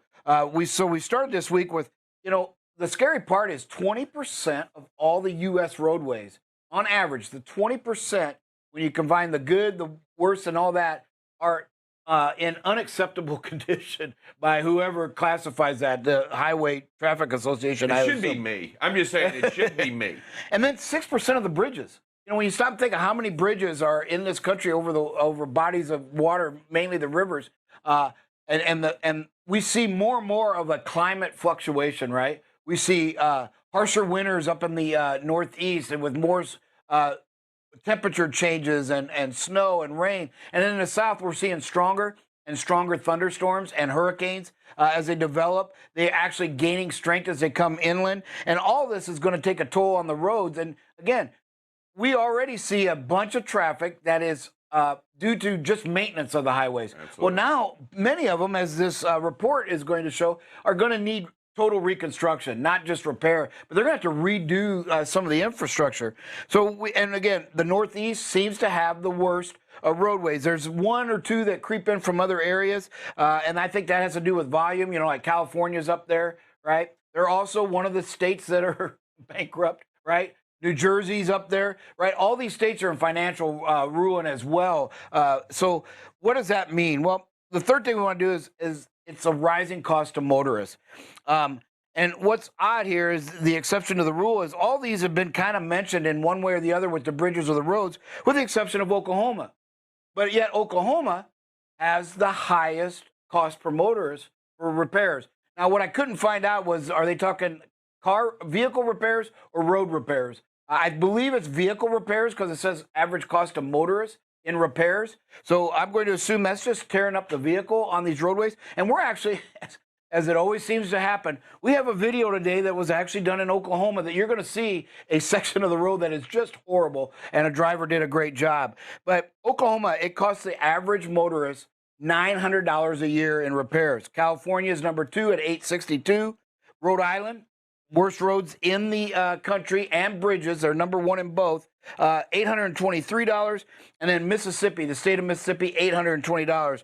So you can kind of see Oklahoma and Mississippi are a main thoroughfare for many trucking companies out there, and they have the highest costs to motorists for damage. So that means there are some sections of the roadways in there that are just horrible, even though they may not be number 1 or number 2, because like the unacceptable roads, neither one of those cracked the top 5. So, but yet there's still some issues in what it shows. So again, very costly. Another reason why, you've got to give that space and speed on these interstates, because you just don't know where that pothole is going to grab you, or a rough condition that could make you lose a little control on the stability side. Hey, we are at 120 days. We hit the big 4-month mark, if you will. Great job, drivers out there. 6 score, right? 6 score. 6 score of days, right? 120, 6 score of days. 4 score and 7. No, that was that weird. Lincoln? That was Lincoln. That was, but 20 is 6 a score. 6 scores ago, we had our last accident, right? That is correct. But yeah, great job, drivers. And it's a great milestone that just falls right in the middle of Driver Appreciation Week. And what a great number to hang, to just be able to lunge in there and say, thank you, men and women out there who do this every day. This is not a 120-day focus point, right? This is just from day in, day out, every mile, your focus, and what happens because of that focus and that intentionality and that heart to be the safest driver on the roadway and to affect the safety of others around you. That's what produces the streaks. The streaks don't produce the good driver, do they? No, the good drivers, the safe drivers, the drivers who protect life are what produce the streak. The streaks are just a byproduct of everything you do each and every day out there. Hey, we got some videos there, producer. Are we ready? What we got here? All right. Hey, here's one, great job, slowing down, getting the big picture. And here's what I want to show you. This is actually in Oklahoma. And look at this road. Man, oh man, just really rough there. So somebody comes through there at night, just a great situational awareness, see the traffic lights, gets over in the right lane, and is able to stop. There's a stop sign. It's kind of hidden there. Didn't see any marking that it was coming up either. But again, one of those dangerous intersections. We talk about situational awareness. There's no light. There's just no light. We do have a sign that says the highway is coming into one lane, right? But that wasn't much of a warning, was it, Drive Safe? No, it's not. And so great job by this driver. I mean, you got to watch some of these videos 4 and 5 times. It's like, oh, there's a sign. Driver had just gotten over, but then there's a sign. But able to stop, and then that stop sign is just tucked in that dark corner. You really don't see it. But just great situational awareness. These country roads are just horrible. And here we are in another one. Again, a great situational awareness, right? What I love about this, see what you see in here. There was one thing that jumped out at me, and I loved it. And it's coming up right here. You've got these little low areas that kind of wash out, probably flood. There's probably a little creek that runs through there, not big, but the road narrows, big wide load, a big truck coming through there, right? And the driver recognizes that, slows down, and then crawls through this area, which is a dangerous situation. Just one of the things you got to be mindful out here on these secondary highways. Yeah, and you know what? This is being, like you said, being situational where allowing that OD freight, that OD truck, to move through this pinch point, right? Because you've got the guardrails on both sides. So it's kind of a pinch point out there, and you're allowing it, not only slowing down, but letting him come on through, or letting the other truck to move on through, and then giving yourself that open road again and to speed back up. But you know what? Move down to a good, safe speed no matter what. Great, great, great situational awareness. This right here is what textbook defensive driving is all about. It's being aware of what's going on, being not only being courteous to the other drivers on the road, being aware that this may create an issue that you don't want to get into, and understanding the situation that you have, and doing a great job out there on the road as you move into this position. Yeah, I believe this driver slowed down to right around 30 miles an hour. Great job. Awesome, awesome job. Able to deal with anything. Hey, here's another a really good one. Doing it right. You know, kind of got over, and then there's some traffic, created more space, and textbook. Able to stop with, we still see the roadway. You know, that's a kind of a pet peeve here at BCB Live. We, as a guiding tool, we want to see part of that roadway in between when we are able to stop. And, you know, this is one of those rare times where traffic on the right is actually moving faster than traffic on the left. Again, you know, typically that's just the opposite, but just a great job by this driver in a defensive posture. You can see, right, the space started closing. The driver immediately slowed down and created more space, and therefore was able to stop safely on the highway. Tremendous job. Great job, everybody. Hey, here's one. You know, we need a little more space. The speed is great. It's 28 miles an hour or so, but you cannot see. There's no big picture, right? Able to stop, still see the roadway, so the speed was great. But remember, you want to give yourself as much vision. Stay back here or even further. Let's get back. You're in the big city. It's just not going to get better and typical as you're coming up on these major city thoroughfares. You got 3 lanes of traffic, so there's going to be entrances, exits, right? You just got to be ready for. I believe this one's down by Austin. So again, always congested there going through Austin, isn't it? Yeah, and you know, it's never a good spot. But I will tell you, as we talk about this video, and I understand that there are going to be times when you're behind big trucks in traffic. Yes. There are going to be those moments. There's not going to be avoided. I mean, there are just going to be times when you're behind the big truck. When you are behind the big truck, give it a little bit more space, because you want to make sure that you get as much of the big picture as you can. You get as much of what you can see and what you can't see. I understand that we're moving slowly here, and we have some spacing here, but as you move right here, you kind of want to back off a little bit. Just a little bit. Just a little bit. Yeah. Give yourself a little bit more room, a little bit more cushion, and a little bit better ability to stop when you need to. Because if something happens, God forbid, if something happened, let's say the truck in front of you collides and doesn't use his brake, but collides with something and comes to an instantaneous stop, you still want to be able to control that space in front of you and come to a stop. Yeah, don't go to the next video yet, producer. I want to kind of ask Drive Safe Dave and remind everybody, where is the most dangerous place on the roadway, Drive Safe? The area that right we have given the most dangerous place on all the roadways. Where's the most dangerous spot? The one right in front of you. Well, no, intersections. Oh, I was going to say the area right in front of you. Oh yeah, oh intersection. It was a trick question. Yeah. Oh yeah. Sorry, that area right. Drive in front Safe Dave is not sure. I guess his mind's still on that cheesecake dessert there at the. It might the be. banquet. It might be. I definitely like the cheesecake. But what a great job. And I wanted to just kind of tease everybody. This driver does a phenomenal job executing patience. All right, producer, let's show what this driver did. Green light, not getting out there and creating a headache, right? There's no place to go. No place to go. Traffic's going to go around him. Just a phenomenal defensive posture. This driver cannot get truck and trailer across the highway into the lane. So it sits there, and the light actually changes on him or her. Just a phenomenal display of patience.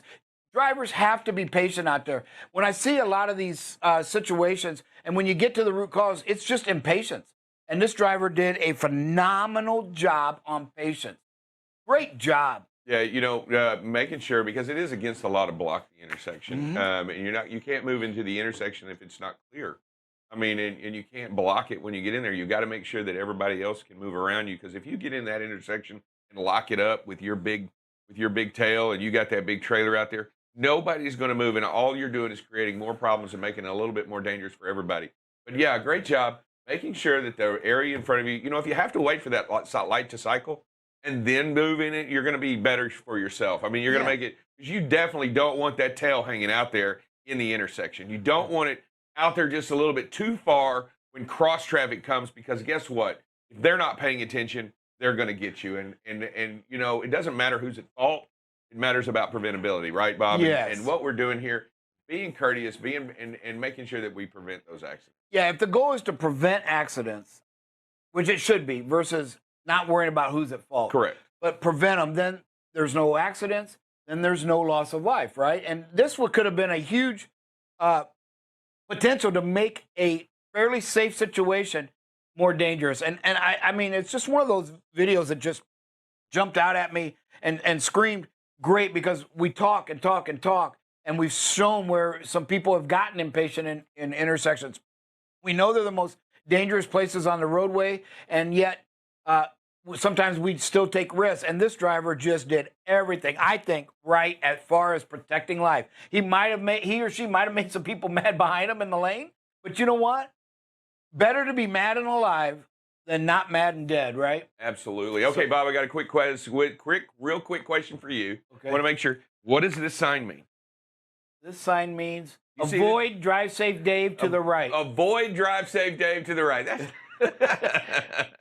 divided roadway ahead. Yeah, well, room for a divided road. I thought maybe it was a split personality. It could be. It could be. Wiggle over to the right and a little sign. Actually, it just means divided roadway ahead. Be aware of what's going on, but divided roadway ahead. Yes. Could be a median, could be an obstruction.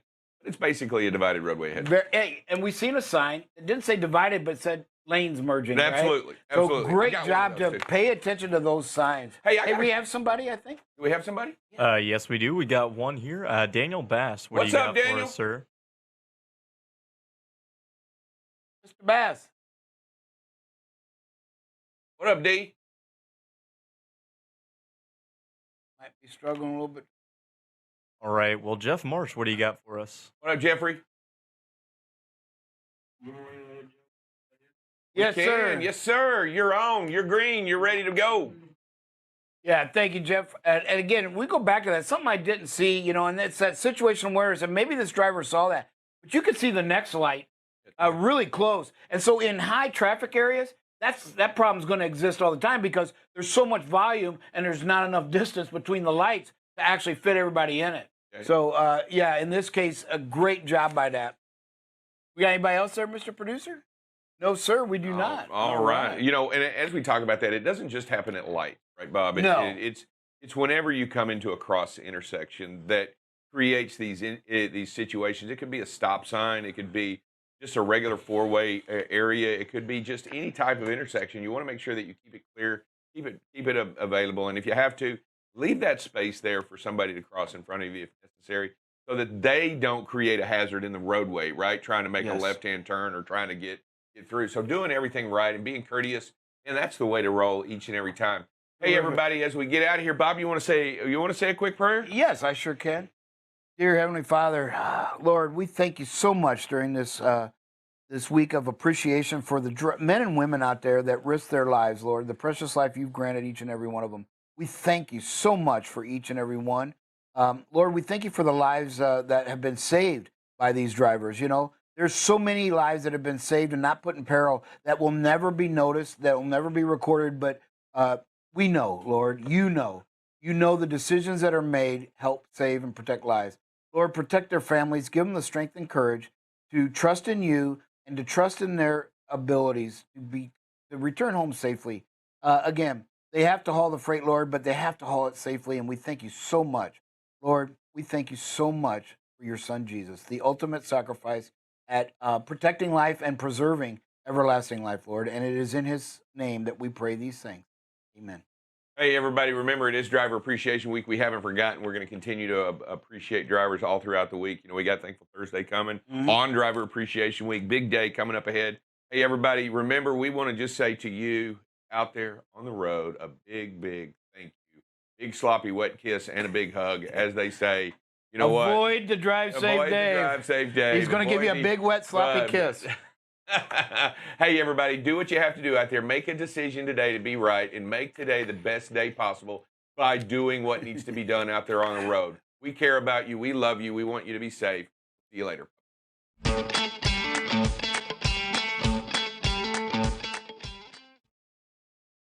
Oh, hey, good morning, everybody. It's Friday, and it is BCB Live. Drive Safe Dave here, along with Sir Rick. How you doing this morning, sir? give you a chance to open up the show, and you stutter through it. You don't have your mic on. We got to get ready, Drive Safe Dave. There's got to be a pre-trip on the show that says, you know what? My mic's going to work. I'm going to check it, just like we ask you to do your pre-trip. Good morning, everybody. Hope you're doing well today. Listen, we continue to see some major price increases right in the steel market. But before we get there, it's thankful. It's a driver appreciation. Yeah, it's Thankful Friday. You know what? Thankful Friday. Here we go. It's a steel prices. Thankful Friday. But you know what? We are talking about Driver Appreciation Week. It is rounding out the end of the week, and we want to make sure that we continue to show, demonstrate, and let you know how important you are and what you do and in what you do every single day. It is very, very important. You are the heroes of what's going on. You are the people, the men and the women out there doing the hard job. And you know what? I don't know if you get it enough. I don't know if everybody ever tells you enough thank you. But you know what? It is time to thank you for your service to this country. Yes, it is. And you know what? Who's going to struggle with telling drivers thankful or thank you on Driver Appreciation Week? It'll be folks like Walmart, right? And if Walmart and Ford, if they get this technology ready to go, it's going into testing where the grocery stores, Walmart grocery stores, is going to start delivering their product, check it out, on driverless vehicles. We're talking Ford Escapes. Ford Escapes out there running with using that technology from Argo. Drive Safe Dave, in Miami, in Austin, in Washington, they're going to take these vehicles and they're going to do some test pilots where they're running from Walmart to your house, all to avoid to say thank you. It's gonna be kind of hard to tip, you know, with the driverless car, but you know what? There got to be somebody home, right? You can't just, I mean, they can't just leave it on the front you know, porch. That'll be the next big issue we have here in this country. It's like, my God, you know what? It comes here, it delivers the groceries for me, but I got to go out in my car. I got to go out to their car and get it. Walmart, can't you do something different? Can't you just bring the grocery? Yeah. Hey, how about this? How about you cook breakfast for me? That's right. Lunch for me, dinner for me. Do the list. Do it all. Just do the list. Wasn't there a cartoon movie out, something like that, where they just sat down and lived and got all fat, right? Yeah. Here we are. Wait a minute. I think I'm living that movie now. Yeah. Hey, Thanksgiving. Let's stick to the grocery market. Thanksgiving. Grocery stores today are already struggling with how are we going to get the product in here. Listen, you know, right now they're still saying that there's a good chance that they get 40% of their product they order is what comes in. Before COVID, it was around 90%. Right. Okay? Less than half. Yeah, and they're already warning you. And again, hear me out. Start your Thanksgiving shopping right now. There's a good chance that your product, that turkey that you want, it may not be there, Drive Safe Dave. Or the candied yams. So let's look at it. It's not just turkeys. It's all the other items. It's every single item out there. But shopping early, I feel like it's a little too early to shop for Thanksgiving. Don't you think so? I mean, we hadn't even had Halloween's going up in the stores. I was walking through. If you want those yams, you know what? You may have to get them. You know, there's some certain fix and brands that just may not be available. Let's face this thing right here and plan on spending more. We'll hop into the steel pricing that kind of tags along with this subject. You hear it in everything today, how transportation costs and, you know, to make the raw materials are just driving all the prices straight up. Aluminum's up. Steel is up. It's up significantly. It's not even close, Drive Safe Dave. Listen to this. In September of this year, the price for steel, $1,940 a ton. Back in 19 and 20, $560 higher. And not only that, they're hiring people, the steel makers and automakers, they're hiring people just to be able to find the steel. So that's your job. So, hey, when you come in today, all you're going to do is search the world for metal. That's your job because we can't find any of it. That's what they're doing. They're going out there and they're trying to find steel. You clock in and they're like, all right, here's your pickaxe. And then now you got to go find it. Yeah. Well, you got the metal detectors going out back, right? I got something. I got something. Beach. I'm on the beach with a metal detector. You know, it's getting to where they can't even locate the metal necessary to manufacture the goods and services. Well, let's think about steel and what it all goes into. Immediately we think about cars, right? And listen, at the end of the day, We already got chip problems on the cars. You know what? Steel can wait a minute. Don't build the cars just to sit them like we're seeing what's happening here. Soup cans. That's steel.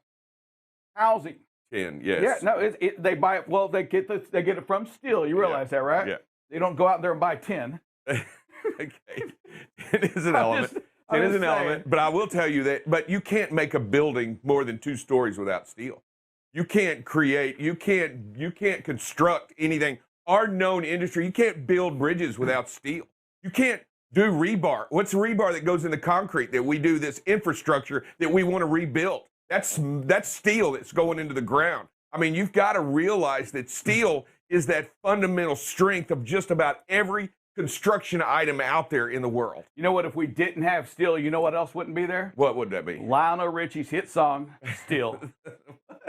I'm just saying, I still love you. Okay, that's not the right steel, but I'm okay with it, you know.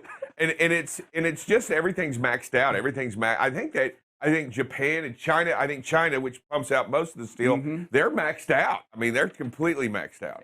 And so, again, here we go. Transportation costs going involved with pretty much everything right now. We see the increases. Drive safe, Dave. Listen to this. Let me see if I have it down here. But you have Maersk and Evergreen both raising their projections for profitability. I'm talking about for straight cash, homie. It's way up right now. It is no joke about it. They are, you know. That's a board meeting. Think about Maersk. If you remember, we reported this about a month ago when it came to the first quarter. First quarter, they were saying, you know what? We're going to make $13 billion this year. That's what we're calling for. And then it changed to the end of the second quarter. Said, you know what? We're going to have to raise it up. It's somewhere in that 18 to 19 billion. Just reported today, they're saying now 22 to 23 billion dollars. The biggest year. And they're saying, while it's their biggest year right now, they're saying 2022 is going to be more. Wow. It's insane. Did you have some Maersk stocks? I mean, no, I did not. No, I did not. A little late to go get it now because the secret's out. Yeah, I just said I should have bought it then reported it. Yeah. Buy first, buy first, and then come on to BCB Live and let everybody know what's going on. Don't let the secrets out. Let's keep them in the boardroom and then bring them to the table. Hey, listen, when it comes to tourists, means more maintenance needed done, and then they're going to be building more structures as well to have to be maintained. But just some side notes that, you know, the statistics show that for every $1 billion these states spend, it creates 13,000 jobs. So, again, this is probably going to be an industry where maybe it can put a lot of Americans back to work as they spend this kind of money. But we'll see how that goes. But I don't know if you've been listening to the show or not, but there's plenty of jobs out there right now. We got plenty of places. If you're looking for a job, hey, email us at bcblive@bcblive.com. We'll find you a job, I promise you. Absolutely. Hey, buckle up, Bob. Did you listen to some of the interview with Ralph Furlong? Yes, I did. And you heard, and I loved how he made safety personal, right? Yes. That's just neat when we take safety and we make it, you know, where it reaches down to the heart. It tugs at your heart when you're thinking about texting. You see your family up on your dash, and you know when you have your spouse. Can you imagine doing something unsafe and you go there and here comes Mama just looking at you, right? You're gonna fix it. You're gonna put that seatbelt on. You're gonna quit you're not gonna tailgate anymore if Mama's watching you do that. Well, I think it's almost started with, hey, so what'd you do at work today? And then with, so did you wear your safety hat and your safety vest today at work? Oh, yeah, I did. I do it every day. Do you? Do you? Because guess what? I was there today, and you weren't wearing it today. You know what else was funny, too? Was like the little, the safety guys coming. Get your hats on. Ding, ding, ding, ding, You know, but it is a great point, making it personal. We used to get all kinds of feedback when we would send safety letters. And then the moms or the wives would get them safety letters. What did you do to warrant this letter? It was amazing how many drivers would respond to that. But some of my best calls and conversations with drivers is when it does get down to that personal level. Sir. It really does make it a difference because at the end of the day, we're all trying to do a job and we've got to do it the safest way we can and protect life. And I'd say 99.9% drivers all get that. So you were talking a minute ago, and I was really interested in what you were hearing, where you were saying, well, we've got all this infrastructure that we need to fix, and it's going to be an ongoing job, and you don't know when it'll end. I'm here to tell you that anytime you do preventive maintenance on whether it be your vehicle, whether it be the truck, or whether it be the roads, it has to be an ongoing job. It has to be, these things have to be taken care of. And as we talk about them and we look at, and this is what's transpired here, it's been neglected. We haven't been good stewards of the road. We haven't been good stewards of the bridges and the infrastructure. We haven't done a good job. And therefore, now it is left up to us to go back and not only fix it, but we have to learn from the lesson and be good stewards going forward. Yeah, and that's true in just about everything. You know, I can apply that to, like, when I don't look at a report for 2 days, you know, because some other fire maybe happens. It's harder to get back and catch up. Sir. I mean, you've got to stay on it daily. You can't ignore anything in this industry, or it will overrun you in a heartbeat. We got any videos? We got lots of videos. All right, lots of videos. Hey, this first one, you know, great job starts out. Again, don't know, got to get with the driver, but things start checking. Believe it or not, right now the driver's on the brakes, but still wasn't able to stop and had to get to the side of the road. You know, just a reminder, folks, this driver is about 150 feet behind, traveling at 100 feet per second. That's too close. I know it seems like there's plenty of space, but as you can see here, you know, if you're a second or even 2 seconds late on the trigger, the potential accident happens. Yeah, so when you look at this, I'm going to go with what you're saying on this, is that from the beginning of it, you're looking at it, and if you're driving that thing, you may be saying, I've got plenty of room. I've got plenty of room. Look at how many white lines are between me and the driver ahead of me, but drive safe and buckle up, Bob. What you still can't see is what's in front of the truck, the vehicle in front of you. And as light as those lights are. Here we are. Let me just show you. Watch the shadow of the bridge. Ready? 1001, you're way too close. You're way too close. There you have it. You can tell by instantly how much further you need to be away. Yeah, and I want everybody to understand, this does not make you a bad driver. This is a human condition that we all think things that are better. You know, we talk a lot about, hey, you slow down to a speed that you think is safe, and we always say you need to go another 5 or 10 to probably be the closest. Same thing with space. This looks like enough. It probably is for a car, not for a semi. You know, again, you got to realize you're traveling 100 feet per second in that truck, and there's no way to stop. It takes, on average, studies have shown in simulators, a little over 2 seconds before you even start to slow down. So when you're that, as Dave was counting out, when you're under 2 seconds, you have absolutely zero chance unless you're just lucky. And we never want to drive by luck. You got to use the knowledge that you have and the wisdom. And hey, it's just got to slow down, right? You got to back off. You know, 66 miles an hour here. You know, 60 miles probably doesn't even have this close call. So it's that simple of just a few extra miles per hour and being that alert. And like you said, you can't see what's going on. All right, next video. Hey, look at this Walmart driver. This is unbelievable. Tailgating, flashing his lights. You can see it going up and down. I'm assuming, unless that's the sun on the bouncing, but it stops. So, but you can kind of see like they were flashing the lights.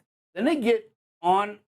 They continue just to tailgate this. And this driver does a great job at staying in the right lane and then backing off. I can't really tell if that's sunlight reflecting or if that's the headlights that yeah, Walmart's it's probably the sun on that, because you'll see it on the Walmart vehicle here, And the right there back, as well. yeah. But it's still entirely too close. And what we've got to remember is that, you know what, drive safe, what we can do is we see the Walmart truck right here. We, watching this, can learn and apply this to the way that we drive. And again, 64 miles an hour. So again, what, less than 50 feet? Oh, yeah. You know, there's no chance if that same situation happens that happened in the previous video, there's an accident here. There's nowhere for this Walmart to go, because you see the car on the other side. Maybe here because this driver has created an out for that driver. Great job by this driver, by the way, in the right lane, backing off and saying, hey, man, if something bad happens, this guy, even though he's wrong in what he's doing, needs to have an out, and is giving him that. You can tell a lot's what's going on here too by the smoke that's coming out of that. When he moves to the left, he's going to pass, and then he's gearing it in, and he's pushing the accelerator, and then realizes he can't pass on the left. So he comes back, touches the brake, and backs off just a hair. but then guns it again to get right back on him. And you can see the behavior of what's going on with the driver in the cab. You can tell what's happening and what he's doing, and you kind of understand what's happening. Good job. Start backing away. And you see this going on, you need to get away from it, because right here is crazy. And I like how the driver's starting to back away from what's going on.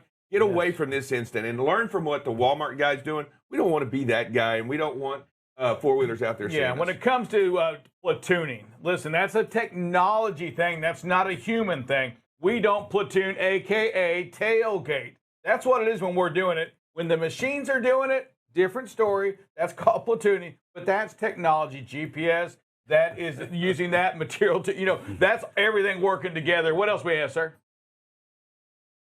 All right, here, right at the beginning, you miss it. But there, again, we talk a lot. Traffic, when you get written up for disobeying traffic control devices, these are signs, not just always lights or message boards. At the very beginning of this video, right there, it warns you that this curve is sharp. It's an S curve, and it's 20 miles an hour, and this driver is going 46. Got to slow down. We talk a lot about the wind coming up out in the northwest. These little S curves can cause a lot of headache when you're doing over twice the speed limit. And again, those are for cars, not trucks. In perfect conditions. In perfect conditions. Drive safe, Dave. You wear the shirts all the time with the signs on them. And when we see a sign like the S curve right there, hey, what is that telling us to do? It's telling us to not only slow down and be prepared, but you've got to understand that those S curves can create problems with freight. Freight can shift. Freight can move around back there. It's not supposed to, but it is a reality of the situation. It can cause a rollover. And also, you don't know who's going on, and it's really a blind curve, guys. You can't see it. The only thing you know is by the sign that told you what's up ahead. You can't see that entire curve because of the buildings and what's going on. So that sign is your only signal and only knowledge of what's ahead. Yeah, and I've investigated a few rollovers and going through the curves, and they'll always say, well, the freight shifted. Well, okay, yeah, it did. But let's go to the root cause. The root cause, it shifted because you took the curve too fast. Yeah, speed was the root cause, not the freight shifting. There's things that make it. Hey, here's one again. Just 60 miles an hour, right? Should be doing, and this driver was doing 69. So again, you got to be aware of the situation. And then it turns into instead of getting out of the gas, it turns into a tailgate and a quick lane change, right? And this is how quickly one bad decision leads to another bad decision to another, right? And all it had to do was let off the gas. Just start pumping the brakes. First of all, 9 miles over versus a few miles under alleviates this as well. And then it turns into another bad decision, and then that makes the driver do a quick lane change. Yeah, root cause, drive safe, Dave, on this one right here. You're getting into a situation right now when we're quickly as buckle up. Bob said, tailgating and getting ready to pass because we're kind of forced to. The problem, root cause, is we're driving 9 miles an hour faster than we should. So here it is. I got it on right today. I got a sign on today. This right here, and as we talk about it, it is a speed limit sign. It is the law. It is not a suggestion. It is not a recommendation. It is not what you should be doing. It is what you must do. And this is only in perfect weather conditions. A speed limit sign is there to tell you the limit of speed. There is no play, there is no give, and there is no better. You've got to do what it says. Yeah. Hey, here's another one where, again, watch it's hard to see, but there are two cars. See how they're right there, that black one goes over, so does the white one, cuts them off. And then they stay there. They don't, right here, the white one gets in front of them. I'm guessing it might be in a little road rage, possibly. And then the black one starts to go around them, and the white one swerves over and cuts them off. And then this driver, watch what happens, comes here at the end. You're watching that, and then this truck's drifting over in their lane. You see the wheels over the white dotted line. So great job of this driver, but it just shows, even though the road looks open in front of you, you still got to keep your head on a swivel. There's so many things that just happen just like that. I look at this, and I got a couple of things that I think maybe going on here. There might be coming around here going south or wherever it is you are. I think there might be some wind involved in here, pushing some of the vehicles around, including the big truck, and everybody's reacting accordingly. It might be a little bit of wind action and affecting the vehicles on the road because it does do that. trucks, vehicles, everybody comes around, goes around, and gets clear, and then everybody's affected by this crosswind, especially you're changing directions, right? So then the vehicle's affected differently at the moment. The pull on the steering wheel and everything's different. So that tug you had to the right all of a sudden is gone, and then you drift over. So, I mean, there's a lot that could be going on here, but I'm saying that you also have to look out for wind. Yes, and you don't get to say it very often, but great observation. Drive safe, Dave. Here's the next one. Yeah, these next three are just, watch what happens here at the end. Yeah. Oh, and then hit the brake. There's a good move. Yeah. Oh, and it gets better. There's a part 2 to this video. Okay, we might want to just go into that. May have to go back and forth to both of them. Here's that same white car that's now going to just brake check the big rig behind this driver driving. Great job by this driver keeping the space back. But you'll see here in a minute, there's nothing in front of that white car. And it doesn't move over. It's just messing with the big rig. Why? I don't know. The only thing I could even remotely draw a conclusion to is this truck's in the left lane and maybe that car didn't like it. You know, but to risk the life of that like that. And then, you know, we talked just last week about brake checking. It is illegal in most states, and if it's not a law, it is considered reckless driving, which is a law in all 50 states. So again, just great job. And here's another one. We talk about how dangerous. Look at this. By the way, that's not one way. That is in the oncoming lane at a red light, and then going to make a right turn. Jeez. I mean, you know, there's 3-4 deep, and here comes a truck.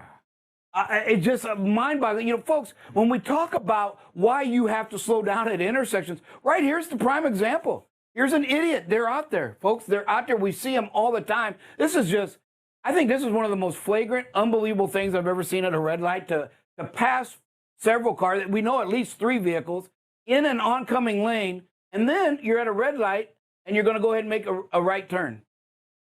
Yeah, and look at that car. And when you get to these intersections, you just have to expect something odd, something weird, maybe something stupid to happen. You've got to be prepared. Situational awareness. We've seen it time and time again. Weird, odd, just chaos happens at the intersection. It doesn't make any sense. I mean, it's pretty easy, right? It's a red light, and somebody's got a green light. But it confuses a lot of folks, and we're not paying attention when we get over there. Yeah, and to me, that right here, that's just a sense of entitlement, of being able to just flagrantly break the law and don't care about anybody else's safety. You're just in a hurry. That right there is just no excuse for that. Well, yeah, because before he did that, they're driving in the oncoming lane to pass everybody. I know, it's just, I mean, the whole thing is just outright endangered. If that truck had been a few seconds earlier, then, I mean, there may have not been an accident because nobody's going that fast. But now you've got a huge chaos because you got this truck trying to turn. This car's sitting out there, nowhere to go. And we got about a minute and a half. If anybody has any questions or comments out there, drive safe, Dave. Man, what a week this has been. You know, some great conversations, some great interviews. You know, a great interview today with Ralph, the Rebecca with the Atri. Yeah, I'll quit calling it ATR.